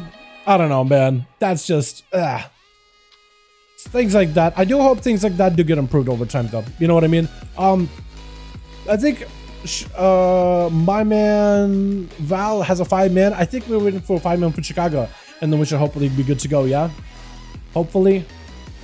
We'll see. What'd you say, Jags? I'm scared of enhanced, dude. Yeah, it's bugged in the screen. You're gonna come to. Oh, you did not run it? Oh, okay. I see. Okay, cool. Yeah, so then I think void shift is, so as Jack says, I do think he's right though, that void shift is probably bugged. It probably gives me void shift button on the screen all the time, but it doesn't mean that they're talented into it. Kind of like how Paladin is like, it doesn't show when wings are down, but it always shows wings, even if you're not talented into it. It just has wings, and it shows when they're active, and that's it. It just always shows them, never shows them as down. It just always has wings, as like, they always have wings. Even if like Paladin decides not to take wings, no idea why Paladin wouldn't take wings, but, you know. Actually, can Paladin even make a talent build without wings, or is the game gonna like force you? Because there are some talents, like especially in the early few levels, you kind of force to take them because there's very little room. You know, if you try to avoid him, you'll be kind of, you can. Interesting. I mean, there's no advantage to taking the wings though at all. But if that's the case, then it's like it's just bugged. And I think void shift may just be bugged the same way. It was bugged, but when the other SP was in visitor screen. Oh, okay, I see what you mean. Alright, yeah.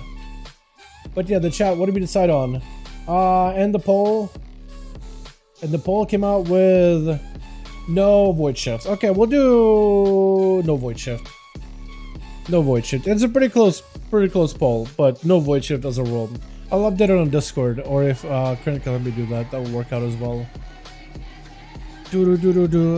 Chicago, how we doing, my guy? Are we good? Are we needing more bodies? Do we need my help? How are we doing? Are we good to go? Let me know. Hang on, the poll's 1% short. Is it actually? 1% short. Yeah, it could have been either way though. It's you're right, actually, 51 to 48. There is 1%. Maybe 1% that didn't vote. I mean, even if it was 1% towards yes, please do it, you wouldn't be able to get enough, right? It says a 2% difference. But you're right, that is weird. Huh. Yeah, I don't know what to say about it, honestly. But yeah, alright, I hope you're having a good one, my guy. Dalcroc does a 120k with 3 applications. I get that from just pressing Blade Dance or Fell Blade in PvP. That seems disgustingly good. That seems disgustingly good. If they are doing that much damage, I wonder if they're gonna nerf it then. Probably, yeah. It looks like Chicago is good to go. Yes, we can. Also read my comment on stream. Also, wasn't it? It was a question. He got around the corner. Also, needs to hurry up and fix Pally stuff. If they do that, there's a caster ability. Every channel range ability needs to be low outside should cancel. Yeah, I don't know. It's so I understand why, like for a Shadow Priest or like a Hunter, for example, right? When they started to channel a Mind Flay. Yeah, I guess I mean, yeah, I agree with that, Val. Like if they're gonna do like one ability, they should make it a universal fix for every class, right? It's like, hey, here's how the game works now. Yes, if they do one fix, they should fix a bunch of stuff. I think that'll only be fair, right? If they want the game to be super responsive, where if you land aside a channel ability, you break the tether, right? Or if, let's say you throw an ability and then they kind of round the bend and it doesn't hit, it also kind of breaks the tether or whatever. Like if they do it for one, they do it for all. I'm okay with that. I can't complain about it whatsoever. Alrighty, next arena, what do we do? We've done Lordaeron, right? No, Tiger's Peak. Let's do Tigers. We are Tigers. What does it go? Mighty, mighty Tigers, right? The cereal. With Tony the Tiger. Used to see it on TV when I was a young lad and watch TV. I haven't watched TV in a good while though. Would you count like Netflix as TV? Because if yes, then yeah, I guess I'll watch a little bit TV.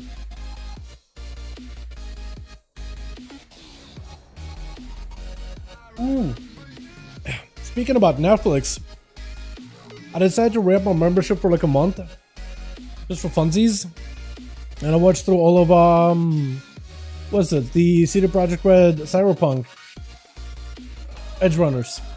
I missed out the boat when that was popular, and I just watched it, and I just had depression for like a week after watching it. It was so good, but it made me left so sad. Definitely recommend. Even if you haven't watched anime, like it's actually well, I thought it was really put together, and the studio did a really good job. I know of those guys. I've watched those stuff before, and I've been watching Demon Slayer. It's surprisingly really good. I don't know why I never got into it before. It's been really fun catching up on stuff. But like, I'm probably not gonna re-up my Netflix membership after a month. There's just not a lot of stuff on there that I'd want to keep watching them. Honestly. Alrighty, now the tangent is out of the way. Switch. We got ourselves Team 1 together with Diabolicals over as a Destruction Warlock, Airless as a Sub-Rogue, ready to go. I like that green mug you got going on. Even with the leaves, the katana, as well as like, hey, probably like one eye dimmed, one eye not. I think it looks fantastic. Green mugs and rogues don't really work all that well. Krogman gonna be the first to leap it in versus Jackson. Made a trick it out of the Shatter Priest as it was a skull bash by Krogma, which gives Jackson an opportunity to at least go all out versus Krogma full incarnation versus the Shatter Priest full burst Krogma. Oh my god, the Shatter Priest just got his homies, the Siphon, together with a tentacle as well as a mindbender, and just consumed. Just devoured the Shatter Priest alive. Full stun on Chicago as they're going in with the big lightning bolts into a Sunder as the silence comes out. Chicago kind of limited what they could do with that silence. Definitely wants to make sure they get a kick on the Jags, trying to make sure they don't get interrupted. Gonna be a static turn. Jags needs to mind blast it if he wants to leave this place. And Chicago looking for a little bit of line of sight as well on that Team 1 representing the team.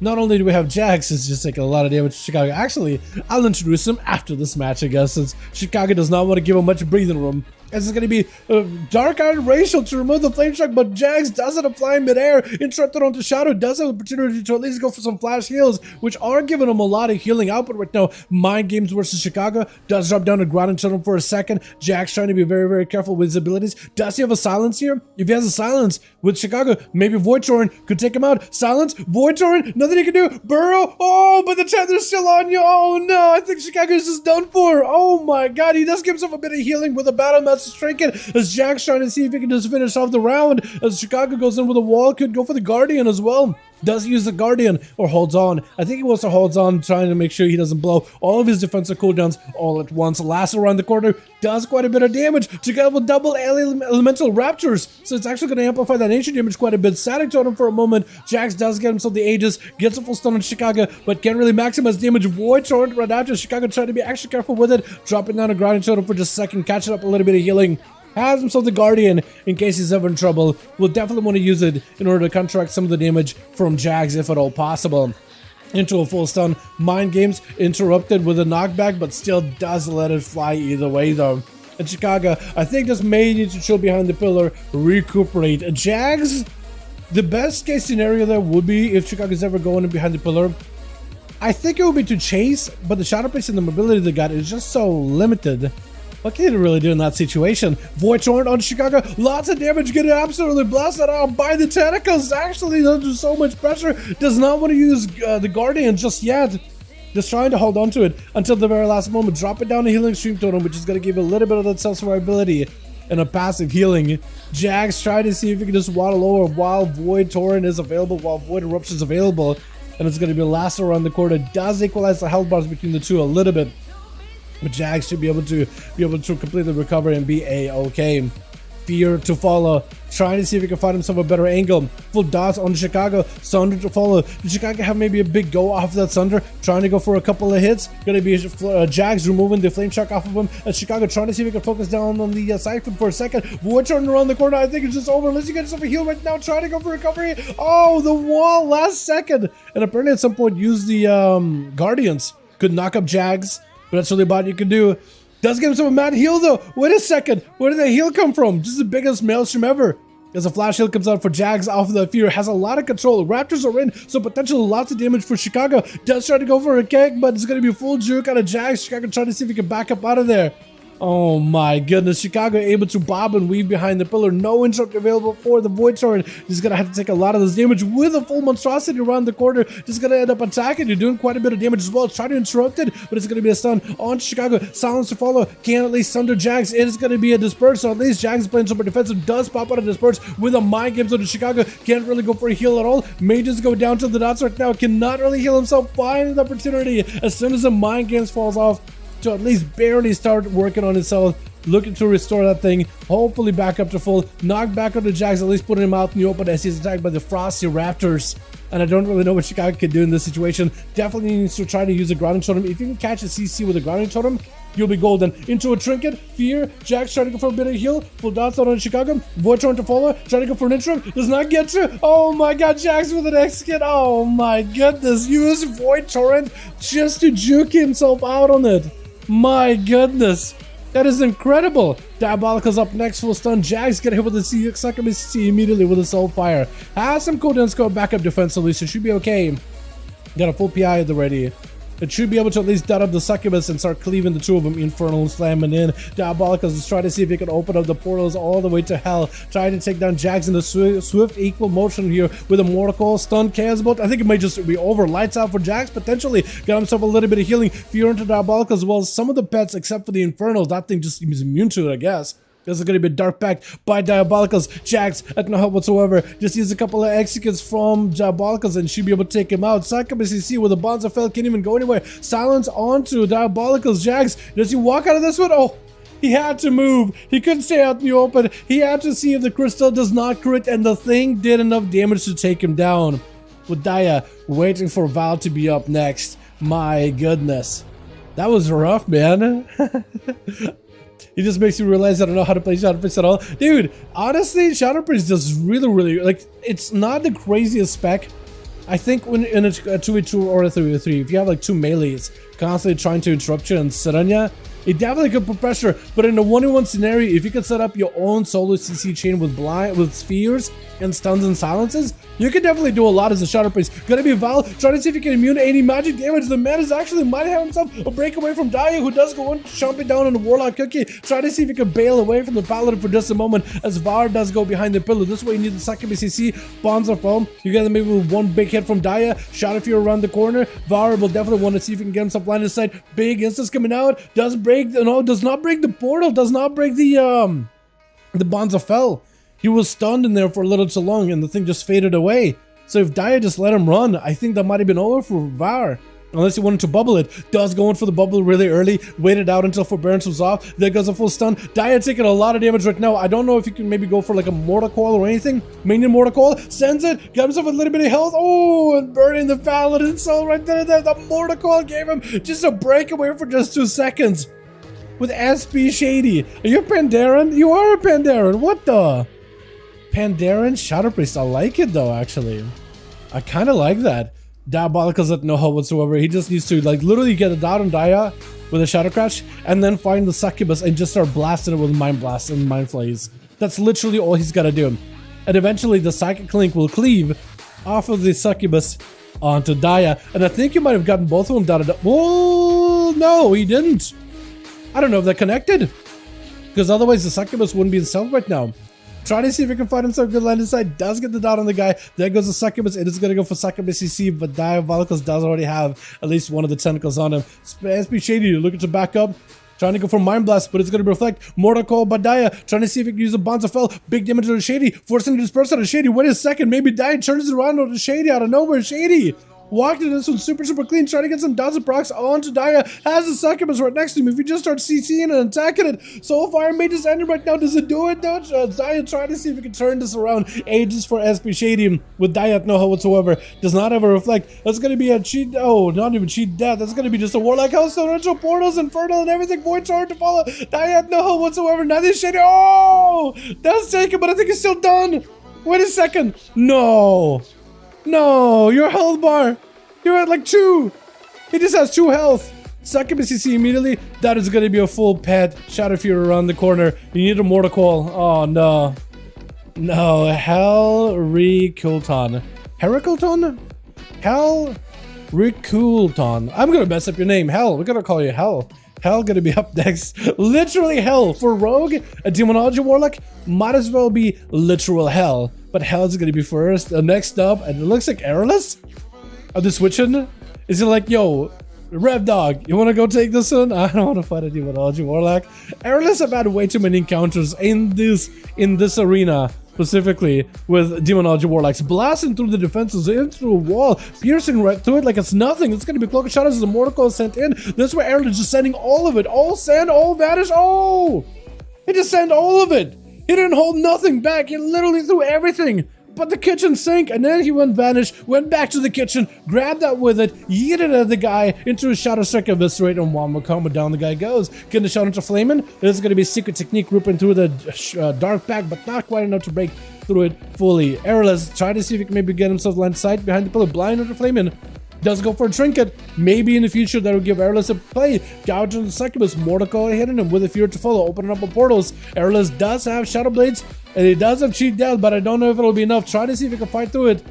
Into a Succubus, you see last second. Cheat Death getting blocked out right now. Cheap shot yet again onto Flamin'. Trying to see if he can make a play. Interrupt him on Chaos. That gives him a little bit of opportunity, but the dots, oh my goodness, the dots are just rough. And Flaming versus Rev Dog is immediately going to start attacking those Succubus before it catches a proper reset. Flaming will need to use everything he's got. Wall as well as Succubus CC as well as Infernal. All lined up at the right time to deal with Rev. Rev immediately went in for Reflect, but the Succubus CC prevents it, which is really good. If you can then counter him with a... Rev, are you not running Infernal or am I just bugged? Hold on. Where's the Infernal cooldown? What kind of a Desert Warlock are you? What is this? Hold on a second. It's a bug, right? It's a bug. This man is going to drop in Infernal.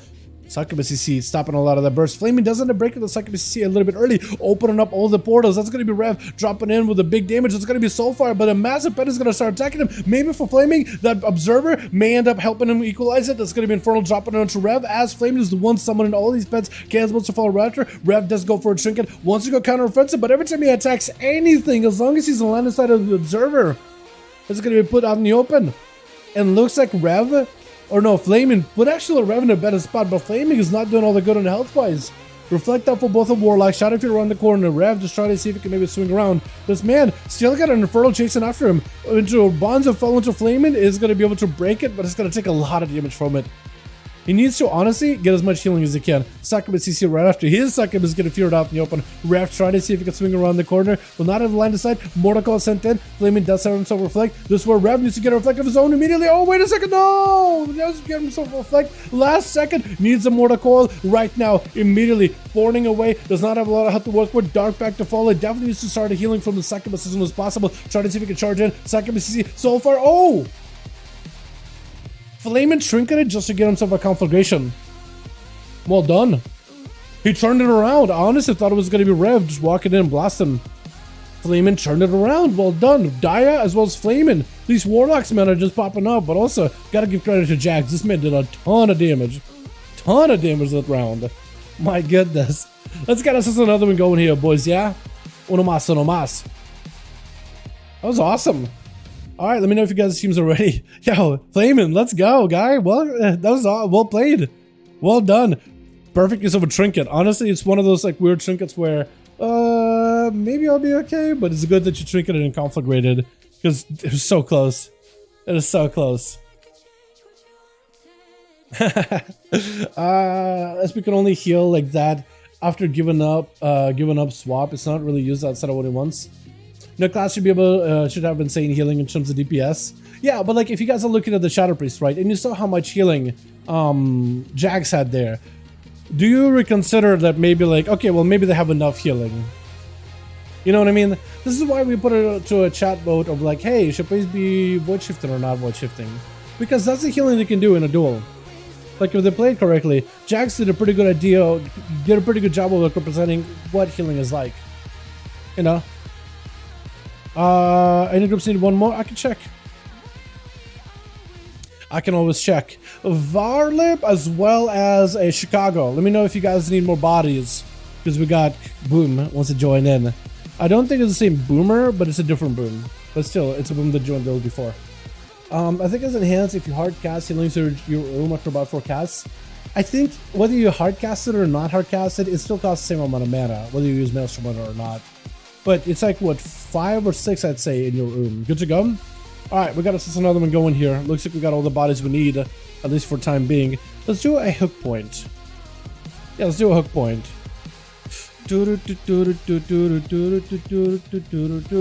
For enhance the talent for Healing Surge needs a tweak. You think so? What would you tweak about it? More healing? Less healing? Because right now that's like their only really source of like healing outside of their buttons. You drop down a healing totem and let it like do its thing for a good bit. But it used to be that you drop down a totem and then your heals are empowered and you really had to time it. No one is using that talent. Yeah. Literally no one. The totem one? More healing but more mana.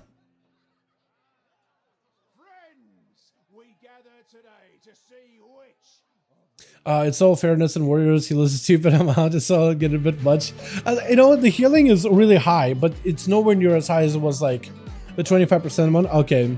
Yeah, the healing that you guys are seeing right now, right? The if you think this healing is insane, you should have seen how classes healed back in BFA, because a lot of classes like Fear Warriors used to just top themselves with 2 Bloodthirsts, or like 4 if they didn't have Recklessness. Or Enrage Regen available. Like the healing used to be a lot higher than this. Like every charge heal, a warrior was able to recover like 40% of the health. Somewhere around the ballpark. So if you think this healing is high, it used to be higher. This is like tame in comparison. Which. But if you never played those expansions, you wouldn't know that kind of thing. But yeah, this healing is definitely pretty up there. But like hybrid healing too. But it does slow the pace of the game a little bit, which is what some people wanted, not for it to be breakneck pace like it was in Shadowlands. Gonna be Hell opening up first versus Revdoc, summoning up a Tyrant pretty early on too. Is that gonna be a full... Hold on, Nether Portal? He is gonna go for a full Nether Portal, isn't he? I see a big Observer. I don't even know whose Observer it is. Looks like it is Hell, so if Rev goes in and does damage, he's gonna take a damage from Observer, as well as the Pit Lord, as well as the Tyrant, as well as all these demons. Rev just gotta find a way to live. All of these things, he can't be going casting, taking percentage health and damage, trying to see if he can slow down all these demons, boarding away. At least he's able to kind of escape them. But the man took a few good battle scars before he was able to make it into relative safety. And Rev is still getting absolutely surrounded by all these demons, just getting absolutely chased out of town. The big bad wolf, man, they got found, and the whole entire town folk of the Demon Villa are just gonna try to see if we can chase him out. If Rev is the big bad wolf, is Hell the Red Rider Hood?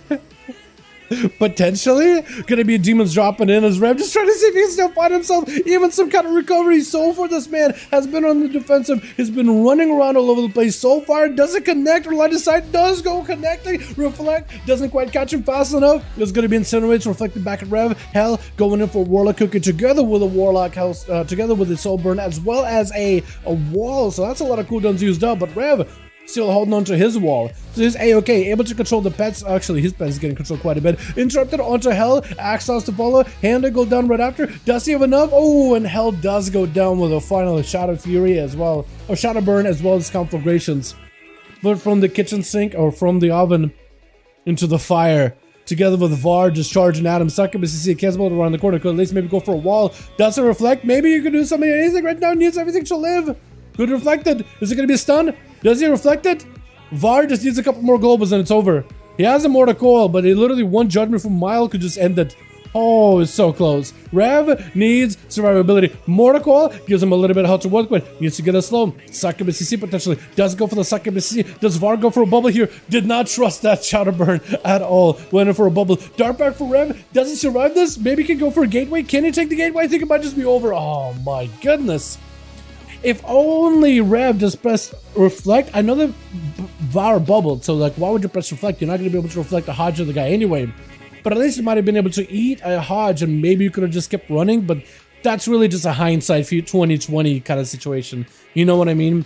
On the team 2, we got ourselves Airless, we got ourselves Keith, we got ourselves Chicago, and we got ourselves Diabolicas. Which of these scoundrels is going to be up next? Over for the team 1, we got ourselves Flamin' as a Destruction Warlock in the back. Kind of getting overshadowed by SP Shady over here, and Jags waiting his turn as Var trying to see if he can hold the fort here versus Chicago, who's charging in. Ghost Raptors at the ready. Var trying to see if he can hang back, maybe waiting for some more cooldowns to recover. But Chicago kind of just plans the totem a little bit up We actually killed a totem? Who does that? Who just killed his healing streak totem? Why? Why? That's a nice little totem. Oh, or did he reset it? Was it another totem? Maybe it was another totem. Maybe it was like a Wind Fury. Not even sure. Var does get hit with a light lasso. There's going to be a trinket Sunder to follow, trying to see if he can turn it around onto Chicago, meeting aggression with aggression of his own, tanked up with the shield advantages. This man is feeling pretty invincible right now, charging out toward Chicago as they got himself the Guardians in order to help protect them a little bit, trying to see if they can soothe the very soul. Trinket out of the stun, trying to see if he can ramp up some pressure onto Var. Normal bubble available for the Paladin whatsoever, so maybe Chicago can break through it. Health drops super low, Battle Master Trinket helping to stabilize it a little bit. Var gets zapped up, got himself the immunity to magic damage, but the enhancement Shaman is a warrior of elemental might. The warrior part is still strong in this one. Does storm strikes as well as wind strikes and wind furies are gonna do damage. They pop up if you can catch up to him. Cannot catch up. If you can catch up the burrow, that does also physical damage. We'll be able to pierce right through that magic immunity. But now that Spell Warden is gone, as long as Chicago can mitigate a stun from Var, then maybe okay. Grounding Totem I think was used really early. Sunder to fall. Oh, that stun into a Sunder, not even touch and let the zap just take the guy down. My goodness, lightning is so good. That was a nice setup. Good set of CC back to back by the Shaman. With Flaming gonna be up next, trying to see if he can singe right through Chicago. Conflagrations got himself the air support. Chicago better be careful. Honestly, hiding behind the side of the pillar, kind of by the announcer who's just yelling out, might be the play. Is that thing still in the air? Or did you kill it? You might have killed that pet. Might have killed the balloon. They made the balloon originally take like a portion of Warlock's health as its health. Like 20% of Warlock's health I think was made of the whole of that demon's health. I think they reduced it down to 8. They were like, wait, that thing is so tanky because Warlocks have a ton of health. So let's just lower it down. Cut it by more than half. Gonna be an Infernal dropping in around the corner as Chicago got that Earth Elemental. Maybe the Earth Elemental can draw some aggro from the Elemental. It looks like it's trying to, but I think Flaming got himself plenty of damage and plenty of control of the pets. Chicago taking a lot of damage, dropping in a healing extreme totem, trying to go for a bit of recovery. Not a lot of mana available. We'll have to get aggressive and maybe might have to use Guardians together versus Flaming, who's trying to find himself a bit of a reset behind the pillow. Freshly Succubus, maybe Chicago can somehow sneak up now and try to go in for a quick interrupt. Couldn't quite do it. Flaming does activate a Dark Pact immediately. Has Reflect for Chicago in case he wants to use it. If you can line it up, if you can pop a Reflect and Chicago does not purge it and they try to go for a kick, that could be bad. Gonna be yet another pet joining in. More air support to Chicago. Just wants to make sure if they're fighting Flaming, definitely don't want to be out in the open, because if that eyeball sees you, he has a pretty big range of ground that he can cover. If that eyeball sees you and he catches you casting offensive spells at anybody, it's gonna give you a quick zap right after. Gonna be a cast bolt.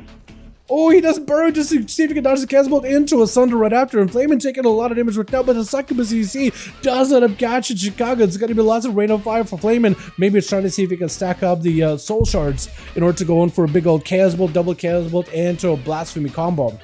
Potentially gonna be a big heal for Flaming. Got himself a Dark Pact to follow. No Reflect for a bit, so this is his last bastion of defense right now. So Chicago, if you can just crack through those defenses, you might be able to make some kind of a play here. Outstanding, as somebody in the crowd just yelled. Then it could be a nice outstanding play. Does get himself a random proc of Ascendance. Wait, Wind Strikes, I think he's just going to be able to monger him down. Oh my god, the damage. He got himself a random proc of Ascendance. I didn't realize you were running the random Ascendance. First one of the night. First proc of this match specifically. Now, if you could do that again with Shady as well as with Jags, that random Ascendance can definitely make a play. That can definitely turn things around fairly quickly. Oh my goodness. Last around the corner in Chicago, trying to see if he can back away from Shady, but he got the Void Tendrils trying to attack Chicago. Those things can be CC'd. If you can hit him with like a stun or a disorient or something, those things can be removed. It's going to be big Void Torn. Mind games to follow. Chicago can't even really go super defensive here. I think they dropped down a ground totem last second to absorb the mind games though. So at least he's able to get himself a bit of healing if he wants to go for heal behind the pillar. That is Void Eruption just hitting him over and over, just tickling at his health bar a little bit, but eventually the Void or the Void damage does stack up after a while. Together with the channels, together with periodic effects, the Mind Blast, the pets attacking you, eventually all of it does kind of coalesce together and consumes you. Panda Rachel for Shady, trying to see if he can get himself a proper dot onto Chicago. Gonna be that Tremor Totem in case you go in for a fear, trying to see if he can avoid it as best as possible. Chicago looking for maybe a bit of line of sight, does go for the Raptors. Together with a lightning lasso, maybe just chill back there for a bit. Is going to be a Siphon join in as well. Definitely want to be able to take the thing out whenever you can. Frost Shock might be able to take the thing out fairly quickly. I think it was. Root around the corner. If Chicago has himself a proper go here, maybe they can make a play. Is going to go for the Dalaran racial, the Draenei racial, in order to give him a little bit more passive healing. Just needs himself a big lightning bolt, a big ascendance proc, and then we'll be good to go. Has to find a way to fight through the mind games. Can't really go healing himself, because otherwise he's going to damage himself. But he also can't really get aggressive with Shady, otherwise you're just going to end up killing him the entire time. Interrupt him on Shadow, Sunder to follow. Do you have anything right after? It is going to force him to disperse. That is good. That's progress. Progress for Chicago. Getting defenses out of the Shadow Priest little by little is good. Did have to sacrifice Guardian for that one into a last on Shady, forcing him to Trinket, and again, more progress. The only question is, can you capitalize some damage with some cooldowns together, enough pressure to break past the last bits of defense that Shady has, and take all the progress you've developed into a full-blown victory? Trying to go for more Storm Strikes, but still cannot get a proper Ascendance proc. Needs an Ascendance proc as soon as possible. He's taking a lot of damage from Tentacle as well as all the dots. Trying to see if he can go for a bit of a knockup versus Shady. Needs more Ascendances. Needs a little bit more healing as well. Void Tendrils are going to stop him in place for just a hair, but Chicago able to sprint out of them to break the root into an interrupt onto the Shadow. Sunder right after. Does he get the procs? He really needs the procs of Ascendance at some point. He's going to see if he can let inside the mind games as best as possible. Catch up a little bit healing. Let the totem help him catch up whatever he can. But he does end up eliminating the totem fairly quickly, huh? Lasso to follow. Shady gonna take quite a bit of damage from the Lasso actually. Can Chicago maybe turn this around? No disperse for 30 seconds. Or at least for a good bit. Maybe you can make some work. If Chicago does drop in a lightning bolt, Primordial. Gotta be mind games, can't do much about it. Stun to follow, void it over it. I don't know how he can deal with it. Does interrupt the last second, waiting until the mind games stops attacking his well, I guess his mind, stops hitting away his mind, confusing him.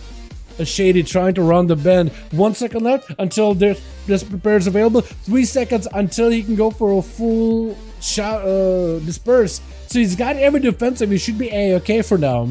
And should be able to recover here quite well. As the VT is up. Does get interrupted on something. I'm not sure. I don't even know if it was Shadow actually.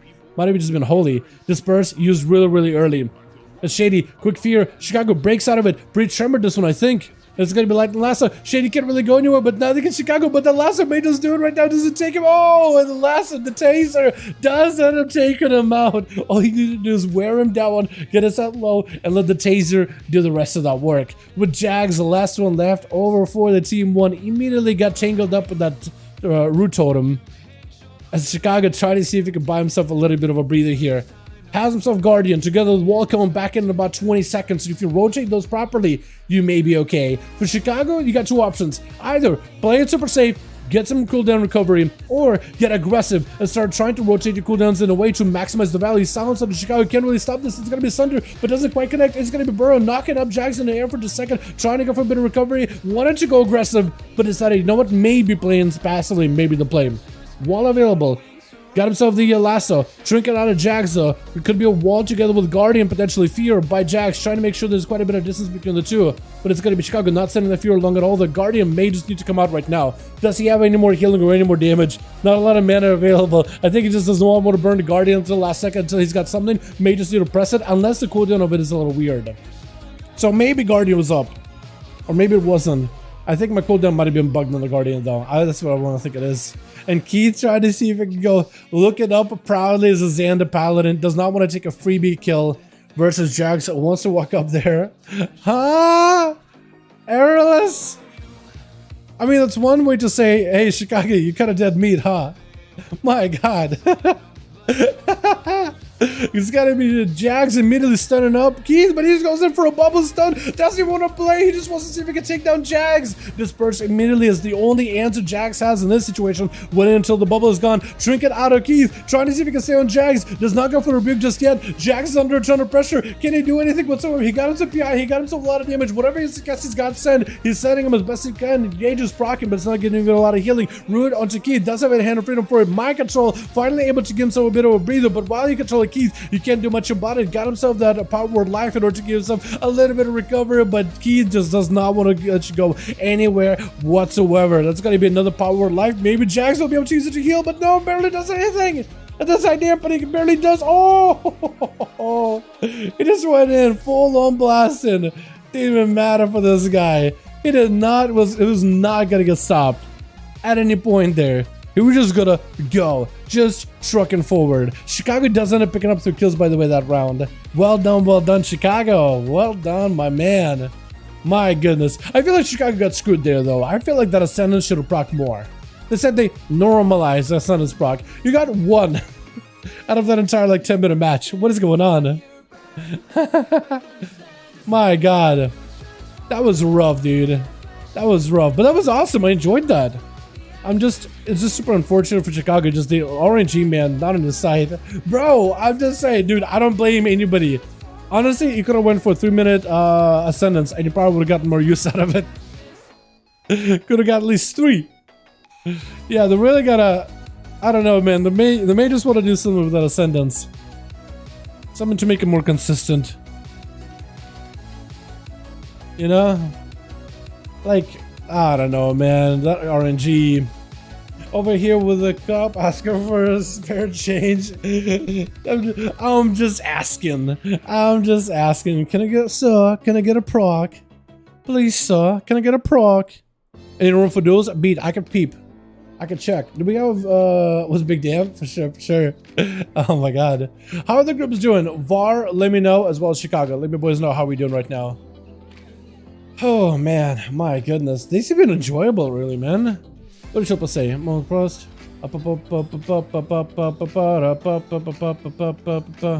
dude, yeah, Chilpas. I do hope they end up doing something for him, honestly. Yeah. They gave even guys like the new PvP, what is it, Death Strike PvP talent, but like, it had a lot of potential. But then they're like, all right, we gotta nerf down your burst, give you a little more sustain, and it's like, that's not what the spec is about in PvP. Honestly, I feel like they could have just kept you guys at least first team. Whatever.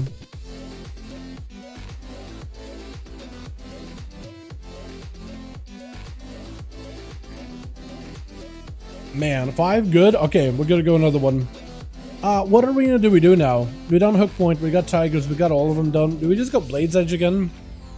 I like Blades, man. I don't know what it is about me, man. I like the Blades Edge arena. I think maybe it's the big old ogre that keeps calling out mechanics, right? He keeps commentary. I feel like it's me and him doing the commentary in a duel. It's me and the ogre. Or maybe I'm the ogre. I definitely have the body shape for it, you know what I mean? I just need to correct it just to make sure I got 1 eyeball and plant a horn, you know. Big old tusks. They probably do that, right? Body mods are... World of Body mods is wild, man. It's wild, and I probably can make something work like that, right? Look like Halloween. There's some buff to an ability that hits up 25k, literally nothing. Yeah. It's like a PvE buff, and then we're like, well, we're buffing them for PvE, so let's nerf them a little bit for burst. And it's like, I feel like they could have capped the Pillar of Frost burst and giving you guys that buff in PvP, or just like, okay, let's just do like in PvP, like make that so the buff only applies to PvE and just keep you guys as the war. At least you have burst. Yeah, I don't know. I don't think this expansion, maybe, and maybe I'm wrong on this, maybe like on the ladder and like a 2-3 comp, Frost DK was busted, but I don't think so far in Shadowlands, Dragonflight, I don't think they've been like busted or anything, right? Let me know if you got one. We'll do friend, but we for now, methinks. All right, Requiem, we can Requiem. Do. Someone died. All good. Hopefully I got the right one, right? Blades. Yeah. There goes the Blades Edge arena. Getting my first Shadow Flame patch made on my Hunter is definitely my main alt now. Is that best for Hunter? Is that your best embellishment? Because mine is a Toxic patch as well as the Poison Boots. Like the slimy ones. Get the Viking beard for the beard, dude. Hell yeah, man. Hell yeah. That's what I ideally would like to do, man. Is just go for like a full Viking beard. That's like just be kind of letting this thing just like grow and only like, we're not shortening it with my barber. We're just shaping it. Like some stragglers that go a little bit too far. I'm just like pulling those back a little bit. Let the whole thing grow. And I just was originally thinking just like, let it grow into like a full-on bloom. Full-on bloom. I hate this map. I actually like this map a lot. I think it's pretty awesome. Do you guys like Blades Edge or hate this Blades Edge? Because I always liked it for duels. I think for duels, I've had a lot of memorable moments here. Plus, I like the environment and everything. But yeah. If you guys really hate it, like, oh, wholeheartedly, we could maybe remove it. But I like this one a lot. Switch, switch. If there's a group I want to join, Freak, sounds good, my guy. We could definitely do that. We could facilitate that.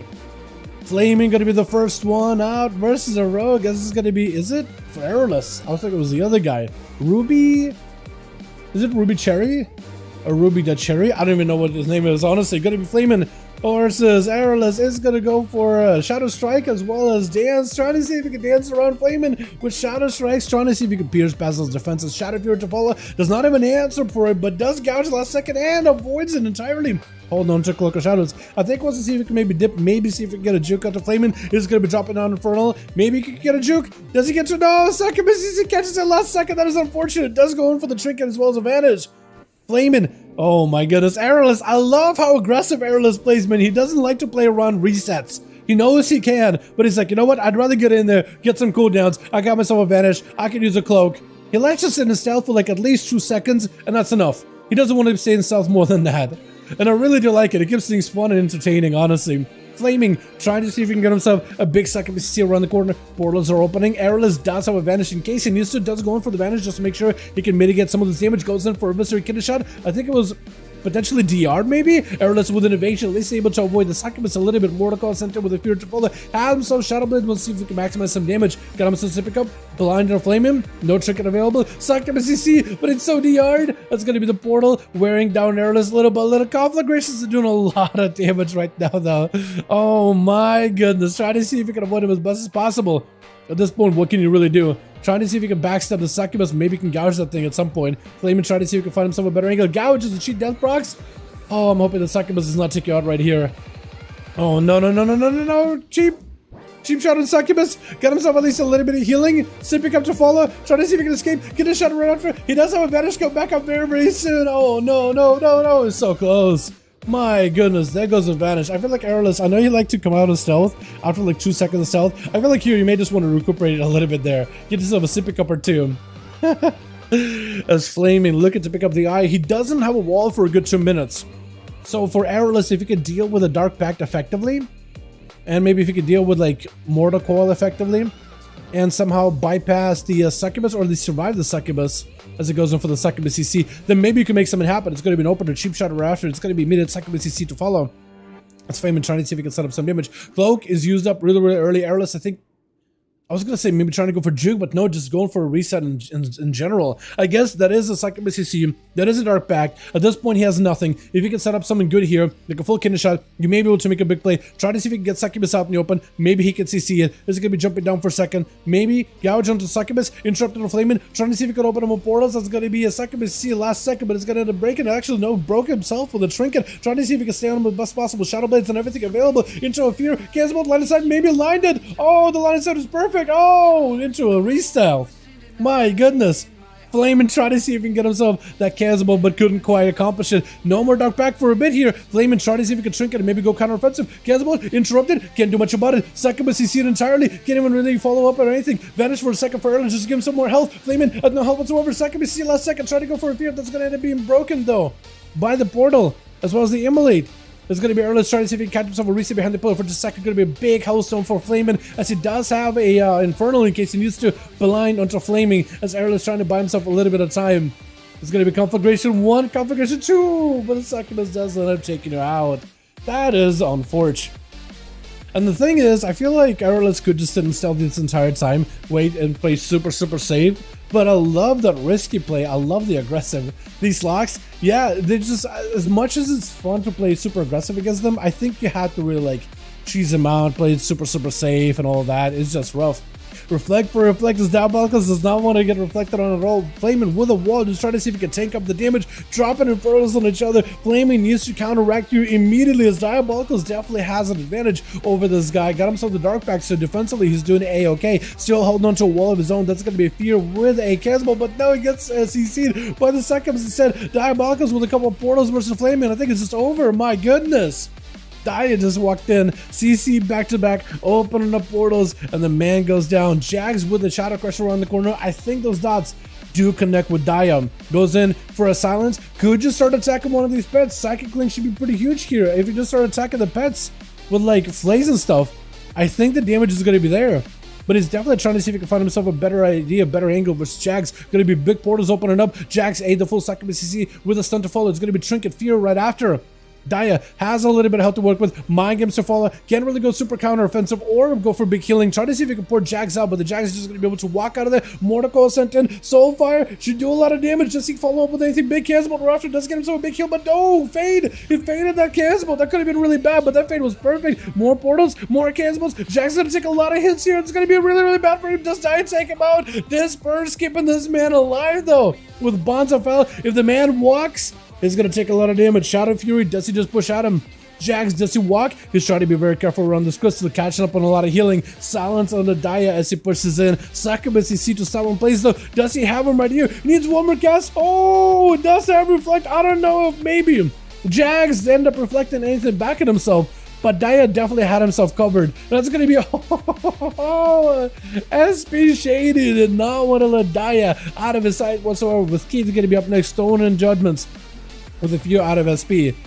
Needs to find a way to fight through the Red Paladin. This is going to be the Paladin trying to see if he can secure himself of any CC. That's going to be perfect. That Plastic was Saint actually was able to deal with that Horrify. Psychic. Why am I drawing a blank here? The Horrify. Psychic Horror? Why am I blowing a blank on this one? Psychic Horror is going to be able to deal with it very, very effectively. It's like half a second at most. That is rough. But it's going to be a bit of a final wreck around the corner. Shady dropping in a Shadow Crash, trying to see if he can get the dots on Keith. And Keith charging in, Fear to follow. Going to be full Void Eruption. Bubble, he expects the big damage. He wants to stay aggressive here. Bubble just so he can mitigate. He can stay super aggressive. Every global focus on damage. SP Shady takes a lot of damage into a stun right after. He's either just immune and doing damage, blasting at SP Shady, or he stuns him, whereas SP Shady can respond, and he just keeps blasting him. So that combo is really, really good. Stun onto Keith with full Void Eruptions. Does he go for Rebuke right now? He doesn't have Rebuke. Mind Games, no Rebuke for this one either. Keith is going to be in a bad spot if he starts to heal himself or does damage to Shady. Silence to follow. Oh, and down he goes. Shady the Shadow Priest does end up taking him out. With the Ruby Cherry gonna be the last one left. Yet another Night Elf Rogue. Oh, it's a subtlety. I like that set. The Bone Sight, it looks so good with the daggers. Oh my. And the tabard? Oh my. It screams out. I was gonna say Wrath, but I think that's actually vanilla. The Bone Sight, isn't it? Full set of vanilla. Gonna be Secret Technique by Ruby. That's definitely not vanilla. As soon as he got that hit and run, saw a difference on Shady, I think Ruby is gonna end up playing a little bit differently than Aeroless, where Aeroless is super hyper aggressive and wants to stay in the entire time. Ruby, I think, is gonna end up playing that hit and run play style, which is how most rogues have to play if they want to win duels. It's gonna be full dodge by Shady. The Ruby does not get himself a proper opportunity to reset whatsoever, and if Shady can get himself a good angle on Ruby, they'll be in a great spot. Try to go for an opener, but I don't think it was able to. I think it might have been a fade too. Fear into a stun. Mind Games, Trinket, Gouge. Ruby trying to be extra careful here. Does he have a stun he wants to go off of? Does have a stun. Immediate Trinket out of Shady with a Rude Blind to follow. He got a Trinket. That's where Ruby wants to go for a reset. He got dots. He got a big Wood Eruption chasing after him too. But if he could somehow just stay safe, Sap. DR'd. Heavily DR'd. Heavily DR'd. Not in a safe. Not safe. Not safe. Into a Panda Ration fully dotted up. Nothing he can really do here. Mind Games are after Vanish. Kind of safe. Does he burn a cloak? Because the only way you really stay safe and stealth is if you burn a cloak right then and there. Try to be a bit more of a hit and run. Building column points. Needs to go for a proper stun. Has himself dance, Shadow Blades and everything. Cloak of Shadows just to make sure he's A-okay. As Shady tried to go in for Void Torrent. There goes a full Secret Technique. That's literally all you can do is just play around Secret. And it does do a lot of damage with that Secret though. My goodness. Dude, it turned it around. Well done. Well done. They had to line up like a perfect Secret Technique, full combo, build it up, back-to-back of this to finish off. But you'll literally have to play around that Secret Technique. A minute cooldown does get reduced if you spend combo points into finishers. But man, playing around that one button, your damage outside of that button doesn't really exist, does it? It's just an all or nothing playstyle. Gonna be hell. Swapping off a Demo into a Destruction this time around. Trying to go for a Fear into Ruby. Ruby with a Gouge. Trying to see if he can just bail out of there.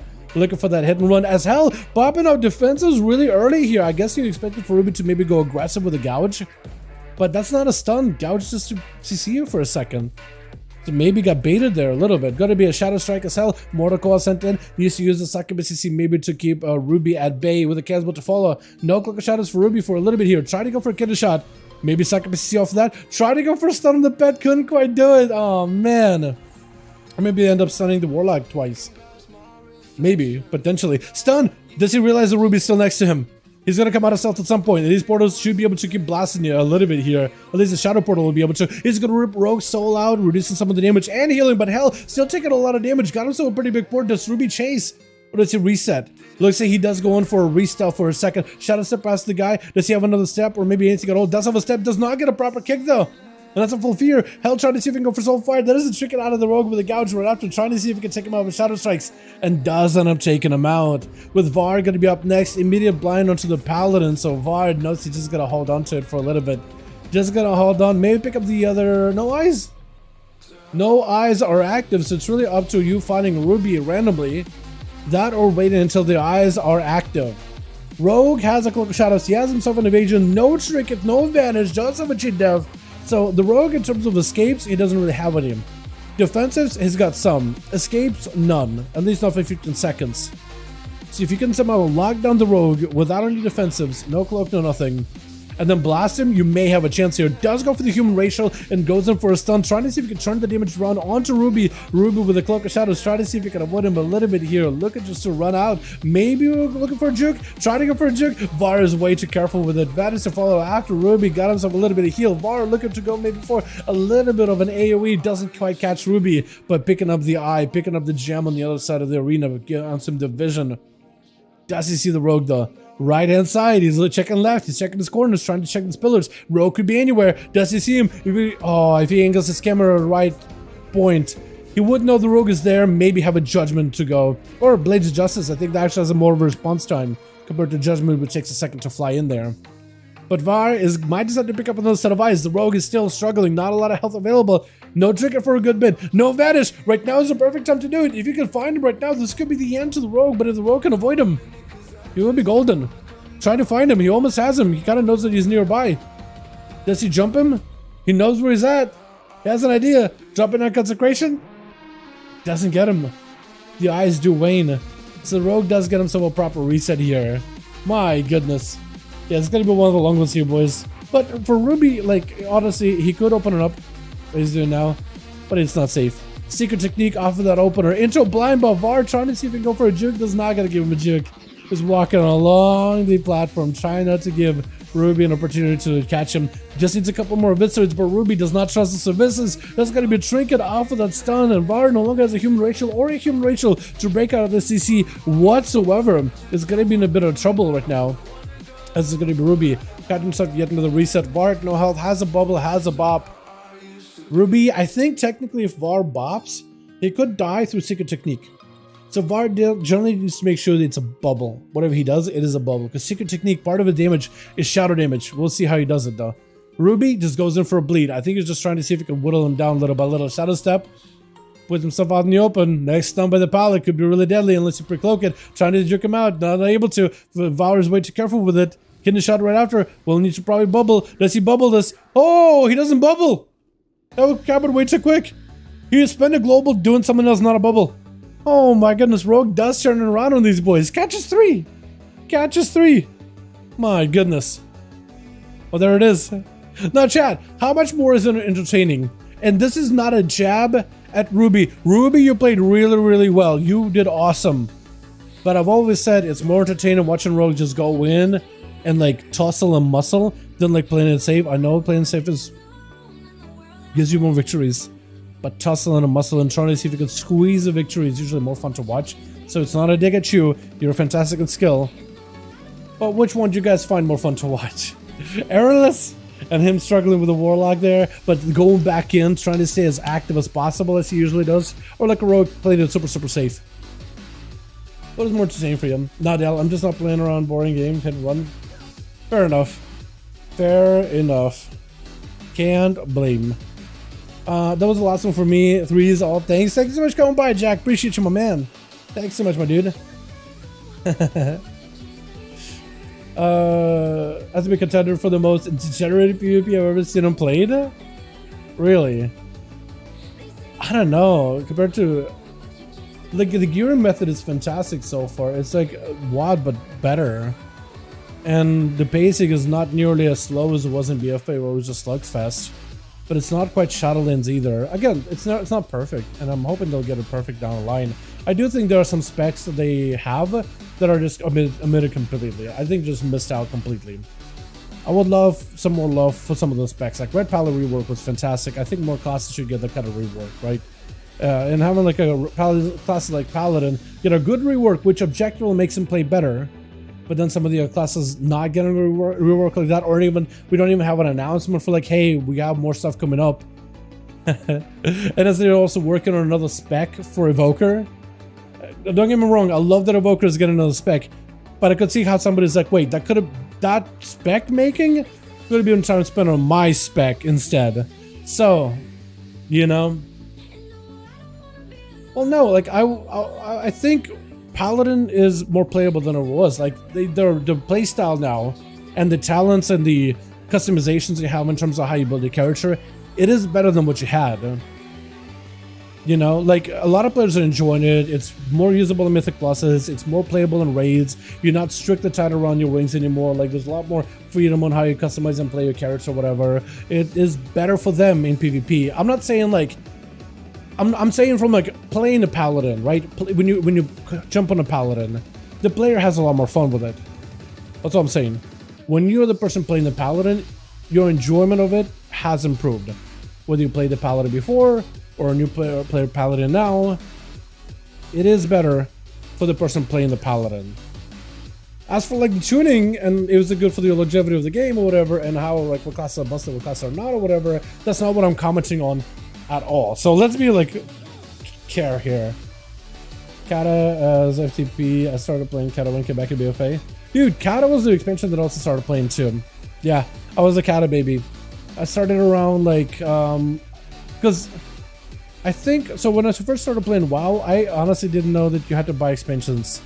I thought like, oh, battle chest up to TBC, okay, I guess I can start playing the game. And I was like, wait, okay, so I need to eventually get Wrath of the Lich King upgrade, and then Cataclysm upgrade, and I just was like, did not really have a lot of money to work with at the time. I was really strapped, like just trying to do the membership while learning the game and all that stuff, right? You know what I mean? It's the first time really checking out the game and all that.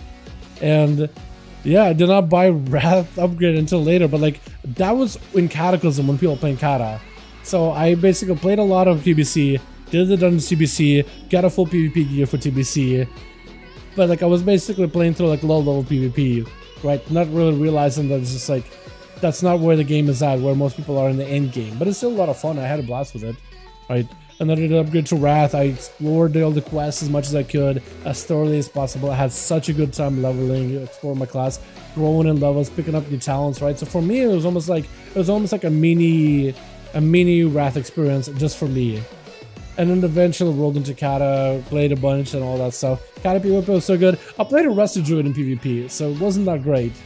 At the time, Rested Druid wasn't that great. They were not good in PvP, and they were plagued by sub-rogues, which were really strong. So my idea of what Kata PvP was like is very skewed from a Resto Druid perspective, and that was not good by any measure. Boomkin, I did play a bit of Boomkin. I didn't think it was that bad. Again, I didn't like push rating. Maybe I've gotten like 1100, right? It was so new to the game. I was just like, everything was still super new for me, you know? I didn't really start like really doing any kind of pushing, like my first 2K to like Pandaria on the road, you know? Like, it hasn't been a fast progress whatsoever. It was between that and, first it was like high school, and then it was juggling college, and then trying to run something on a YouTube channel and learning things as I go and all that stuff. It's just, it was all over the place, man. It was a journey, and yeah, like, if I could take the skills I had now, back in Kata and Pop and Mop and Legion, I think I would have maybe we'll be able to squeeze more out of those expansions, for sure. For sure. Literally every expect after Mob is progressively but slowly worse.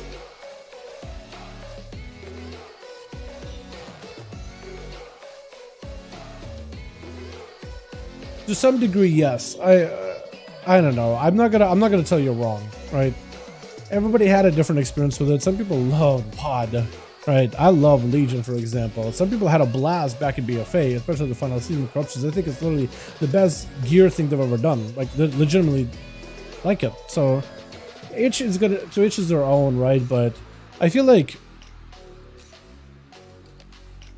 because map also on its own wasn't perfect. I think for PvPers it was great, right? For PvPers it was awesome, because I do remember like every spec was balanced. So I think it all depends which perspective you're looking at. Again, maybe I'm being too much of a fence sitter here, but it's just like, you know what I mean? It's just, I've met a lot of people that have had different opinions of what expansion is good, why it was good, and things that people value. And for one person, like one expansion may be absolutely dog water, but for another, it's absolutely the best most fun they've ever had. And like, when you hear two people how they talk, how passionately they talk about hating expansion, while one talks about loving an expansion, I can see it from both angles. It was such a, this is why I always said, like, WoW community can't even agree on like things together, right? Everybody has a different opinion and everybody has a different angle of how they look at the game whatsoever, right? In every expansion, people complain about how things are, right? When we had Legion PvP, people complained about how we have no control over our gear, and there's only scaling, and the PvP talents are not great because not classes are getting adjusted or whatever regularly. So then when they dropped it and they gave us like what PvP gear, sort of kind of gear method in BFA, then people were like, man, I wish we had the scaling system back in, right? We just had to PvE to PvP. And they're like, all right, well, we'll give you PvP gear, and then they added a PvP vendor, and people were like, man, I wish there wasn't any of this PvP gear for us to manage and rank up or whatever. That system is so much worse than like Legion scaling. And then DF came around with a PvP scaling where there's only one set of honor gear scaling, one set of PvP gear scaling. There's no rating to get to upgrade the gear. And people are like, man, I wish we got back the Shadowland system. This current system is garbage. I wish you actually had to earn your gear and upgrade it. And that's the thing that everybody in the mother complained back in SL overwhelmingly. So it's like, we can't even agree on things, dude. So I don't try to like spout out like, my opinion is the correct, because it's not. No one's opinion is really correct. We can all like, talk about like how I feel about expansion, how you feel about an expansion. You know, I just don't think it's proactive. Because at the end of the day, not everybody's gonna think like you. Again, like my GM, right? I guess it's... I feel like I'm going to throw him under the bus. But that was an expansion that I'm not a big fan of whatsoever. And he loved it. So like hearing him talk so fondly about it, I mean, to my core, will disagree. I don't even fight him for it. I'll fight him on it. But like, I also can't, like, I'll fight him, but I also see what he means, right? Because everybody... You know, everybody has a different background when it comes to like WoW. Everybody played a different expansion. Everybody knows what they like, right? I do wish that I had a bit more to compare though. One thing I will say, I wish I had more to compare. I wish I played in Wrath. I wish I had the skills that I had for Vanilla, for TBC, for Wrath, you know, and go through the full loop of it, right? I wish I had those expansions to compare everything against. Because it's one thing when somebody tells you, oh, this is how the game worked, this is how this was, this is how that was. Because like, before WoW Classic, we had so many ideas. Wow, man, back in vanilla, it was all about the community. It was all this stuff. You had a dude out in Orgrimmar and he had this shield, and wow, everybody were excited because you were the only person with it. Transmog ruined it. But then when you play through Classic now, like everybody on the Mother, like the Classic now, everybody on the Mother now, I know back then they didn't, but now everybody has like their Thunder Fury, Buzzard Blade of the Windseeker. Everybody, right? So it's like, at least you can see, you can experience it, you've seen that stuff, but you can see how also it was different back then too. Like, you can imagine those days were like, oh, when you weren't that good at the game, and everybody else just was like that, right? So like, it gives you a bit more of an insight, but some of those things that people tell you, oh, this is how things were, in my head, I imagine it one way, but when I play the game, I'm like, oh, okay, now I understand it a little bit better, right? Like, it is, as I said, but it's not how I perceived it. I don't know, am I the only one who gets like that? Maybe. But yeah, Owen WoD back. Dude, WoD Classic. WoD Classic. Because you know there's going to be Kata Classic, right? They're doing Kata Plus, and they're probably going to end up doing Mesa Pandaria Plus. I think a lot of people are going to have fun with that, especially PvPers. But I also think you're going to have people that will come back. They got some rose in the glasses that are just going to shatter. Like, some people, it's going to meet their expectation, exactly as I remember it. Others, it's not nearly going to be as good as I remember. Because you remember the good... A lot of times, a bad memory gets stuck with us. But like with WoW players, after an expansion is over, a lot of the bad things you remember it almost disappear, and you remember only the good parts about it. For some reason, like the current expansion, everything negative stands out, but expansion that passed you, everything that was good stands out. But you forget about the bad parts. It's crazy. But I mean, it's a good thing too, because it's not people are dwelling on the negative all the time, which is good. It is good that you remember the expansions by the good that they did. But yeah, play my DK to season 1 of Glad set. Yeah, I guess that would work too, yeah. I guess that'll work as well. The glory days of LMAO. Yeah. Hey guys, I don't understand how Sad Blade and Sneaky Attack for the rogue work. I don't know whether they stack together or one or the other only. Sad Blade and Sneaky Attack, like Gloom Blade and Shadow Strike. So Gloom Blade is like a backstab, right? It's something you could use to stab the enemy outside of stealth. Gloom Blade is just a modified version that does extra shadow damage. I imagine if this guy is sub-spec. Yeah. It just does shadow damage, it bypasses armor, whereas normal backstab just does damage while you have to be behind the target or to the side of the target. Gloomblade just does full damage, bypassing all the armor, because it's all shadow damage. Gloomblade you can use outside of stealth. Shadow Strike, I don't know, I can really find a Shadow Strike anywhere here, can I? Shadow Strike, Weapon Master above Shadow Strike, but Shadow Strike is something you would use in stealth. So, in stealth, Shadow Strike against single target. Outside of stealth, Gloomblade. There is some things you do when you Shadow Strike and you Gloomblade when you use Dance. Normally, Dance and Stealth, Shadow Strike. Outside of Dance, Gloomblade. Establish that. When you're doing Dance and you're playing Dance Macabre, it changes the rotation slightly, right? It alters it a little bit. So with this setup, what you'll want to do is you'll want to use a Shadow Strike at some point, a Gloomblade, an Eviscerate, and whatever other abilities. The more abilities you use inside of a dance window, the more different abilities you use, the stronger your Shadow Dance is. So this is why like a rogue would use like a Shadow Strike, a Gloomblade, Eviscerate, Shadow Strike, build calm points into Secret Technique maybe. The more abilities you use, the stronger Shadow Dance becomes. That's why you'll send in a cheeky little Gloomblade. It's not a prerogative, you won't really try to go out of your way, you'll just gotta throw one in when you can. Yeah. But generally, Sad Blade outside of stealth, Sneaky Attack inside of stealth, and Dance. Basically. Now my heals are nerfed. So your heals are not nerfed, it's just that you have more stamina. So your healing is not scaling with the same way because your healing doesn't scale off of strength. Your healing scales off of versatility. They didn't nerf your healing, you just got more health. So it's not that they nerfed your health, you got more gear. So in a way, Val, you nerfed yourself. Like, to be fair. But that is a way you should like understand like why it feels different, right? Your heals doesn't scale with strength. At least I don't think it does. Does everyone else? I get counted forever. My heals, yeah, everybody. No, they nerfed it. Did they really like actually nerf the healing of it? Because I know they nerfed your like your talents pretty early into the season, but like your talents above the healing of certain abilities. Maybe they did. Maybe if you find me like a blue post, then yeah, if you can find me the blue post where it says they nerfed your like flash heal, word of glory, passive procs or whatever, that is like for 10.1, because I know they nerfed you guys at the beginning of 10.07 and you guys were still slamming, so I wouldn't call that nerfed.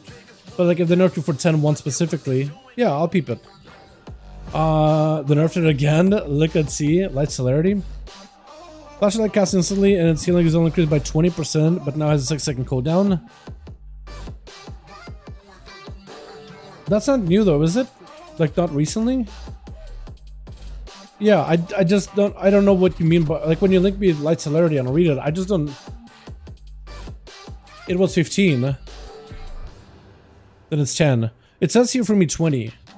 So, I don't know. Is it maybe just like, it's giving me base tooltip without PvP scaling?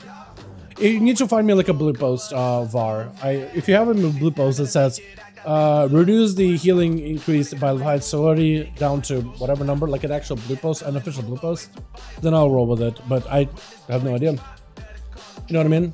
Yeah, heals are still even better than mine. Dude, I know, right? I do think for Death Strikes, Frost DKs, and even Unholy, like I feel like if they just, like if you get hit big and you go for a big Death Strike, like honestly, like make Death Strike do actually healing, but like, I don't even know, like it maybe like, give it a cooldown, but make it do real healing or something. I don't know, 6-second cooldown, but it actually heals for a lot. Right? Because at least a Death Knight can like manage it and use it in between. Like whatever you gotta do to make it fair, just give him more healing and then slap whatever you need in order to make him less.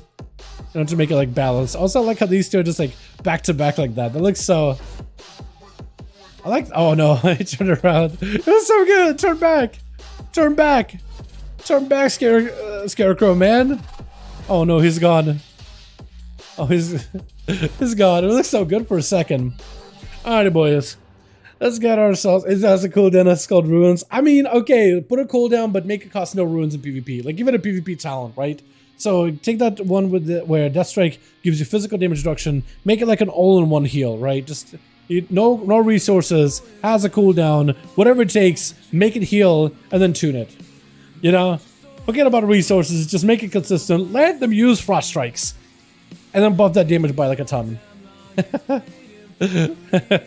Or make it so the Frost Strike consumes more runic power, like double runic power, and does like a little more than double the damage, just so like you can go for a big hit from it. You bank it up and you save it until a big hit.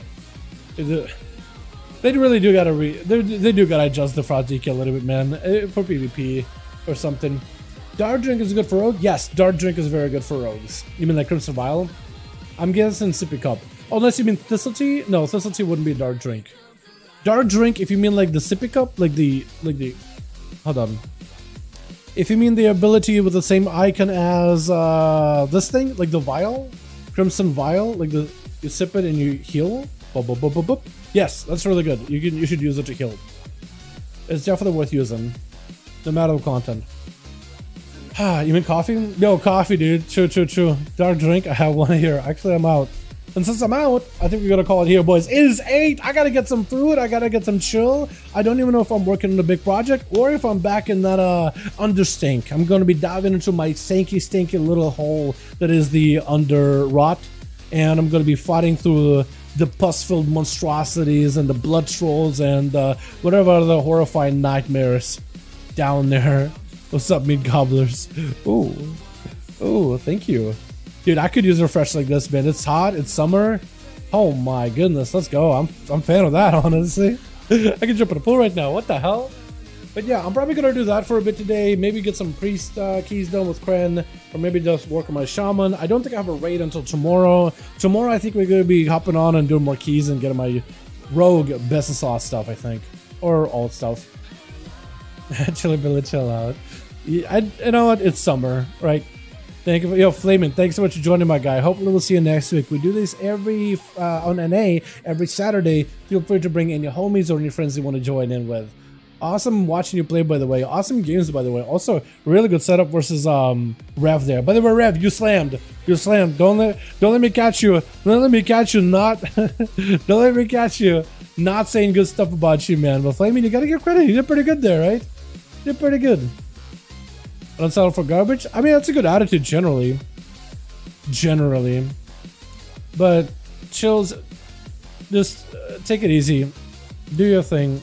If you gotta just play another game or whatever, do what makes you happy, my guy, yeah? Do what makes you happy, honestly. And now somebody's finest. You know, is this somebody getting attacked? Yes and no. Is a friendly, but he's dueling somebody by the looks of it. Yeah. But yeah, Chicago, I try to be like understanding and stuff like that, honestly. Like, I don't really vibe with it myself, but I try to be understanding. You're in too deep, chill. Oh man. Oh no. Oh no. Seriously, just do something that makes you happy, my guy. Honestly. Just do something that makes put a smile on your face, because I'll put a smile on my face. Honestly. Did you die or did you just run a faint death? Oh, you faint death. Okay, I was gonna say actual dead. I'm gonna make your come on. Alright. We're gonna call it there, boys. Thank you so much for coming by, man. I appreciate you. You guys are wonderful, beautiful. Thank you so much for watching. Hope you guys enjoyed. Hope you guys are having a wonderful rest of your night. I'm gonna get some food. I'm gonna get some stuff done. Probably not work until tomorrow. Tomorrow we'll do some stuff. And looks like we're raiding Saturday, Sunday, Monday. I might take a day off Monday. We'll see. We'll see how it goes. But boys, thank you all. You guys are wonderful, beautiful. Thanks so much for hanging out. I appreciate all of you. I'll see all of you guys in next stream. Alrighty, boys. Alrighty. Peace.